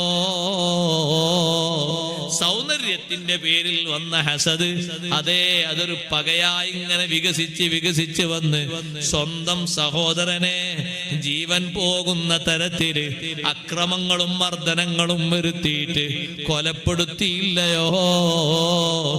ഭൂമിയിൽ ആദ്യം ഉണ്ടായ രോഗം അതാണ്. ഹസദ് എന്ന രോഗം അത് വല്ലാതെ സൂക്ഷിക്കേണ്ട ഒരു രോഗമാണ്. പല ശത്രുതകളും ഒരുപക്ഷെ മാറിയേക്കും. മഹാന്മാര് പറഞ്ഞു, കുല്ലുൽ അദാവതിക തുർജാ ഇസാലതുഹാ ഇല്ലാ അദാവത മൻ അദാക ബിൽ ഹസദി. എല്ലാ ശത്രുതയും നീങ്ങിയേക്കാം, ഹസദ് മുഖേനയാണോ ശത്രുത വെക്കുന്നത് അത് നീങ്ങിപ്പോകൂല. ഹസദ് മുഖേനയാണോ നിനക്കൊരാൾ എതിരാളിയായത്, ആ പക എപ്പോഴും ഉണ്ടാകും. അയാൾ മരിക്കണത് വരെ ഉണ്ടാകും ആ പക. അതെത്ര മൂർച്ചുള്ളതാണെന്നറിയോ നിങ്ങൾക്ക്? നാളെ നരകത്തിലേക്ക് പറയാൻ ഇപ്പൊ സമയമല്ല. നാളെ നരകത്തിലേക്ക് ഹിസാബില്ലാതെ നരകത്തിൽ പോകുന്ന കുറച്ച് വിഭാഗങ്ങളെ പരിചയപ്പെടുത്തുന്നുണ്ട് സയ്യിദുനാ റസൂലുള്ളാഹി. ഹിസാബില്ലാതെ സ്വർഗത്തിലേക്കല്ല, ഹിസാബില്ലാതെ നരകത്തിലേക്ക്, വിചാരണ ഒന്നുമില്ലാതെ നേരത്തെ തന്നെ നരകത്തിലേക്ക്. ഓൾറെഡി വിചാരണ ഇല്ലാതെ സ്വർഗത്തിൽ പോകുന്ന കുറെ ആൾക്കാരില്ലേ? ഉണ്ട്, കുറച്ച് ആൾക്കാരുണ്ട്. നരകത്തിൽ പോകുന്ന കുറച്ച് വിഭാഗമുണ്ട്. ഒരു ഹദീത്തിൽ പഠിപ്പിക്കുന്നതിൽ ഒരു വിഭാഗം പണ്ഡിതന്മാർ പോകുന്നുണ്ട് ഒരു വിചാരണയില്ലാതെ നരകത്തിലേക്ക്. ഇതിന്റെ കാരണം ബിൽ ഹസദി, ഹസദാണ് കാരണം.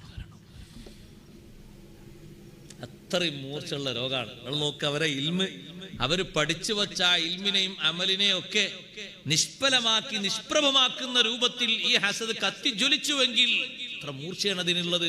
ഒരു ഹിസാബില്ലാതെ, ഒരു ഏടുമില്ലാതെ, ഒന്നുമില്ലാതെ ഡയറക്റ്റ് നരകത്തിലേക്ക്. ഹസദാ കാരണം. ഹസദ് ഇങ്ങനെ മൂർജിച്ച് വന്നിട്ടല്ലേ. ഷാഫി ഇമാം റളിയല്ലാഹുവിന്റെ കാലത്ത് ഒരു ആലിമ് ഷാഫി ഇമാം റളിയല്ലാഹുവിനെ പെട്ടെന്ന് മൗത്താക്കണേ എന്ന് ദ്വാരുന്നത്. ഒരു സദസ്സ് കെട്ടിയിട്ട് ജനങ്ങളെ മുന്നിൽ വെച്ച് ദ്വാരുന്നു, അല്ലാഹുവേ ഷാഫി ഇമാം തങ്ങളെ പെട്ടെന്ന് മൗത്താക്കണം, അല്ലെങ്കിൽ മാലിക് ഇമാമിന്റെ ഇൽമു പോയി പോകും. ഷാഫി ഇമാം തങ്ങളോട് ശിഷ്യന്മാര് വന്നിട്ട് പറഞ്ഞു, നിങ്ങൾ മരിക്കാൻ വേണ്ടിയിട്ട് മറ്റാൾ അവിടുന്ന് ദ്വാരക്കുന്നുണ്ട് എന്ന് പറഞ്ഞപ്പോ ഷാഫി ഇമാം റളിയല്ലാഹു പറഞ്ഞു, സാരല്ല, മരിക്കാൻ വേണ്ടിയല്ലേ ദ്വാരക്കണത്, അതിൽ പ്രശ്നമാക്കണ്ട. കാരണം മരണം എനിക്ക് മാത്രല്ലല്ലോ, ആണോ? ദ്വാരക്കണ ആൾക്കും മരണല്ലേ ഉണ്ടല്ലോ, അതുകൊണ്ടൊരു പ്രശ്നമാക്കണ്ട, അയാൾ ദ്വാരുന്നോട്ടെ.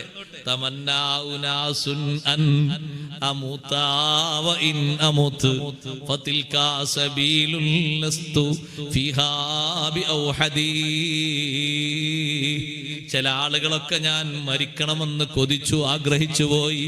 പക്ഷേ എനിക്കതിൽ പ്രശ്നമില്ല. മരണം ഞാൻ മാത്രം പോകുന്നൊരു വഴിയല്ലല്ലോ. ജീവിച്ചിരിക്കുന്നവർക്കും ഒക്കെ അള്ളാഹു സംവിധാനിച്ചതല്ലേ മരണം. ആഗ്രഹിച്ചവരും മരിക്കുമല്ലോ, ഞാൻ മാത്രമല്ലല്ലോ മരിക്കുക. സഹോദരങ്ങളെ, എന്തിനാണ് ഇങ്ങനെ ഹസദ് കൂടുന്നത്? ഹസദ് കൂടിയിട്ട് ചില ആളുകൾക്ക് ചില ആളുകളോട് മിണ്ടാനൊക്കെ വെറുപ്പാണ്. ഹസദ് വേണ്ട, ഹസദ് എന്ന രോഗം വേണ്ട. അള്ളാഹു ആണ് ഓരോരുത്തർക്കും ഓരോ രീതിയിൽ കൊടുക്കുന്നത് എന്നൊന്ന് മനസ്സിലാക്കിയാൽ മതി. നമ്മൾ ചിത്രങ്ങൾ ചിന്തിച്ചാൽ തന്നെ ഒരു വാപ്പാന്റെ 4 മക്കളെ ഒന്ന് കൂട്ടി നോക്കൂ. എല്ലാ മക്കളും ഒരുപോലെയാണോ? അല്ല. ഓരോ മക്കളും വ്യത്യസ്ത രൂപത്തിലാണ്. കഴിവ് തന്നെ വ്യത്യസ്ത കഴിവാണ്. സംവിധാനങ്ങൾ നൽകിയത് അല്ലാഹുവല്ലേ, അല്ലാഹുവാണ്. അതങ്ങ് സമ്മതിച്ച് സ്വീകരിക്കുന്നതിന് മനസ്സ് വിശാലമായി കിട്ടിയാൽ ഒരു പ്രശ്നവും ഇല്ല. ഒരേ അധ്വാനങ്ങൾ അധ്വാനിച്ചവർക്കും ഫലങ്ങൾ കിട്ടുന്നത് ഒരു പക്ഷേ വിവിധ രൂപത്തിലായിരിക്കും. എല്ലാവർക്കും ഒരുപോലെ അല്ലല്ലോ. ചില ആളുകൾ 10 വർഷം കൊണ്ട് ചില സമ്പാദ്യങ്ങൾ വലിയ തൗഫീഖ് കൊണ്ട് വലിയ രൂപത്തിലേക്ക് അവർ വികസിപ്പിക്കുന്നു. ചിലരാ 10 വർഷമല്ല 25 വർഷമായിട്ടും ആ രൂപത്തിലേക്ക് എത്തുന്നില്ല. എല്ലാം അള്ളാഹുവിന്റെ തീരുമാനം തന്നെയല്ലേ, അള്ളാഹുവിന്റെ തീരുമാനം തന്നെയാണ്. അതിലാർക്കും ആരോടും ഒരു കണ്ണുകടിയോ ഒരു ഹസദോ ഒരു പോരോ ഒരു കിബറോ ഒന്നും തോന്നേണ്ടതില്ല. റബ്ബ് സുബ്ഹാനഹു വ തആലയാണ് അതൊക്കെ ചെയ്തത്. കണ്ടില്ലേ നിങ്ങൾ? നബി സല്ലല്ലാഹു അലൈഹി വസല്ലം തങ്ങൾക്ക് മറ്റു അമ്പിയാക്കൾക്കൊന്നും കൊടുക്കാത്ത മഹത്വങ്ങളൊക്കെ കൊടുത്തതിനെ പറ്റി അല്ലാഹു പറഞ്ഞില്ലേ? വറഫഅനാ ബഅദഹും ഫൗഖ ബഅദിൻ ദറജാത്ത്. എല്ലാവർക്കും ഒരേ പദവിയല്ല, എല്ലാവർക്കും ഒരേ സ്ഥാനമല്ല. സ്ഥാനമല്ല, വ്യത്യസ്ത സ്ഥാനങ്ങളല്ലേ കൊടുത്തത്. മുർസലുകൾക്ക് ഇടയിൽ തന്നെ എല്ലാവർക്കും ഒരേ ദർജയല്ലല്ലോ, അല്ല. എല്ലാവർക്കും ഒരേ സ്ഥാനമല്ലല്ലോ, അല്ല. എല്ലാവർക്കും ഒരേ അടുപ്പമല്ലല്ലോ അള്ളാഹുവിനോ നൽകിയത്, അല്ല. ഭൗതിക ലോകത്ത് തന്നെ ജനങ്ങൾക്കിടയിൽ വ്യത്യസ്ത ജീവിത മാർഗങ്ങളല്ലേ കൊടുത്തത്. നഹ്നു ഖസംനാ ബൈനഹും മഈശതഹും ഫിൽ ഹയാത്തിദ് ദുനിയാ. ജീവിത നിലവാരം എല്ലാവർക്കും ഒരുപോലെ അല്ലല്ലോ. ചിലര് കർഷകരാണ്, ചിലര് കച്ചവടക്കാരാണ്, ചിലര് മറ്റു ചില ബിസിനസ്സുകാരാണ്. എല്ലാവർക്കും ഒരേ രൂപഭാവങ്ങളും സംവിധാനങ്ങളും വരുമാനങ്ങളുമല്ല, വ്യത്യസ്ത രൂപമാണ്. അത് അള്ളാഹുവിന്റെ തീരുമാനമാണ്. റബ്ബ് സുബ്ഹാനഹു വ തആല എന്ന റഹ്മത്തിൽ അംഗീകരിച്ചുകൊണ്ട് സമ്മതിച്ചുകൊണ്ട് മുന്നോട്ട് പോവുക. അള്ളാഹു അല്ലേ കൊടുത്തത്. നമുക്കതിൽ യാതൊന്നും പറയാനില്ല, എതിർപ്പും പറയാനില്ല, ഒന്നും പറയാനില്ല. നമ്മളത് സമ്മതിക്കണം. ആ രൂപത്തിൽ നല്ല മനസ്സിന്റെ ഉടമകളാകണം. ഹസദ് മൂമിനായ മനുഷ്യന് പറ്റിയ രോഗം അല്ല. ഹസദ് മൂർജിച്ച് വരുന്ന ആൾക്ക് അയാളെ ഹസനാത്തുകളൊന്നും കാണാനുണ്ടാകൂല. അൽ ഹസദു യഅ്കുലുൽ ഹസനാത്തി. നമ്മൾ പണ്ടേ പഠിച്ച ഹദീഥല്ലേ, മദ്രസയിൽ നിന്ന് തന്നെ ഓതി പഠിക്കുന്ന ഹദീത്താണ്. അസൂയ നന്മകളെ കാർന്നു തിന്നും. കമാ തഅ്കുലുൻ നാറുൽ ഹതബ്. തീ വിറകിനെ തിന്നും പോലെ. ഹസദ് വേണ്ട. ഖൽബ് നന്നാക്കുക. ഖൽബിന് പിടിപെടാതെ സൂക്ഷിക്കേണ്ട രോഗമാണ്. രോഗങ്ങളെ കൂട്ടത്തിൽ ഹസദ് എന്ന രോഗത്തിൽ നിന്ന് കാവൽ ചോദിച്ചുവെങ്കിൽ ഹസദിന്റെ തീവ്രതയും അതിന്റെ കെടുതിയും അതിന്റെ ഷർറും അത്ര മൂർച്ച കൂടിയതാ. ഹസദ് തീവ്രതയിൽ കൂടിയാൽ എന്തും ചെയ്യാൻ ഒരാളുങ്ങും. ഹസദിന്റെ മൂർച്ച കൂടിയിട്ടാണ് കൊലപാതകങ്ങൾ നടന്നത്. ഭൂമിയിൽ ആദ്യത്തെ കൊലപാതകം അതിന്റെ പേരിലാണ്, ളുൽമും അതിന്റെ പേരിലാണ്. അത് നമ്മൾ മറക്കരുത്. ആകാശലോകത്തെയും ആദ്യത്തെ ദമ്പും അത് തന്നെയാണ്. അതുകൊണ്ട് ഭാരിച്ചൊരു രോഗമാണത്. അത് പിടിപെടാതെ ഏതെങ്കിലും ആളുകൾക്ക് പിടിപെട്ടെങ്കിൽ അതിന്റെ ഷർറിൽ നിന്ന് കാവൽ ചോദിക്കുമ്പോൾ അവരെ കൽബും കൂടി അള്ളാഹു നന്നായി കൊടുത്തോട്ടെ എന്ന് എഴുതിയിട്ടാണ്. നല്ല കൽബുള്ളവരാവുക. അള്ളാഹു തആല നൽകിയതിനെ പറ്റിയിട്ട്, ഒരാൾക്കും നൽകിയതിനെ പറ്റിയിട്ട് ഒരു കേടും ഒരു വിഷമവും തോന്നാതെ നല്ല മനസ്ഥിതി മാത്രം തോന്നി, ഏതൊരാളെ കുറിച്ചും നല്ല ഭാവന മാത്രം തോന്നിയിട്ട് നല്ല മനസ്സുള്ളവരായി ജീവിക്കുക. റബ്ബ് സുബ്ഹാനഹു വ തആല അതിന് തൗഫീഖ് നൽകുമാറാകട്ടെ. 10 കൊല്ലം ഖിദ്മത്തെടുത്ത അനസ് റളിയല്ലാഹുവിനെ വിളിച്ചിട്ട് നബി സല്ലല്ലാഹു അലൈഹി വസല്ലം നൽകിയ ഉപദേശം അതാണ്. അനസേ, ഇദാ അസ്ബഹത വലൈസ ഫീ ഖൽബിക ഗിശ്ശുൻ ലിഅഹദ് വഇദാ അംസൈത വലൈസ ഫീ ഖൽബിക ഗിശ്ശുൻ ലിഅഹദ് ഫഫഅൽ. രാവിലെയായി വൈകുന്നേരമാകുന്നത് വരെ, വൈകുന്നേരമായി രാവിലെയാകുന്നത് വരെ വ്യത്യസ്ത ആളുകളോട് നീ ഇടപഴകും. വലൈസ ഫീ ഖൽബിക ഗിശ്ശുൻ ലിഅഹദ്. ഒരാളോടും നിന്റെ ഖൽബിൽ ഒരു പകയുമില്ല, ഒരു വിദ്വേഷവുമില്ല, ഒരു ദേഷ്യവുമില്ല, ഒന്നുമില്ല. അങ്ങനെ ജീവിക്കുകയാണെങ്കിൽ അനസേ ഫഇന്നഹു മിൻ സുന്നത്തി. അതെന്റെ ചര്യയിൽ, എന്റെ മാതൃകയിൽപ്പെട്ടതാണ്. എന്റെ ആ മാതൃക പിൻപറ്റി നീ ജീവിക്കുമ്പോൾ എന്നോടൊപ്പം സ്വർഗത്തിലെത്താൻ കഴിയും. നല്ല തെളിച്ചമാർന്ന മനസ്സ് കൊണ്ടു നടക്കണമെന്നാണ് അരുമശിഷ്യൻ അനസ് റളിയല്ലാഹു അൻഹുവിനെ വിളിച്ച് ഉപദേശിക്കുന്ന ഉപദേശത്തിലൂടെ ഹബീബ് സല്ലല്ലാഹു അലൈഹി വസല്ലം നമ്മളെ പഠിപ്പിക്കുന്നത്. ഈ സൂറത്തിന്റെ ചെറിയൊരു വ്യാഖ്യാനം ഒന്ന് ഉണർത്തിയെന്ന് മാത്രം. അള്ളാഹു നമ്മുടെ മജ്ലിസ് ഖബൂലാക്കി തരട്ടെ. ദുആഇന് ഇജാബത്തുള്ള നല്ല സദസ്സായി അള്ളാഹു സ്വീകരിക്കുമാറാകട്ടെ. എല്ലാവരും പരിശുദ്ധ ഖുർആൻ നന്നായി ഓതുകയും നന്നായി പഠിക്കുകയും അതിന് അവസരങ്ങൾ വർദ്ധിപ്പിക്കുകയും ചെയ്യുക. അല്ലാഹു തആല പരിശുദ്ധ ഖുർആൻ നന്നായി പഠിക്കാനും അത് കൂടുതൽ ഖത്മു തീർക്കാനും ഖുർആൻ കൊണ്ട് ദുനിയാവിലും ആഖിറത്തിലും വിജയിക്കാനും നമ്മെ എല്ലാവരെയും അല്ലാഹു സഹായിക്കുമാറാകട്ടെ. നമ്മുടെ സദസ്സ് അല്ലാഹു ഖബൂൽ ചെയ്യുമാറാകട്ടെ.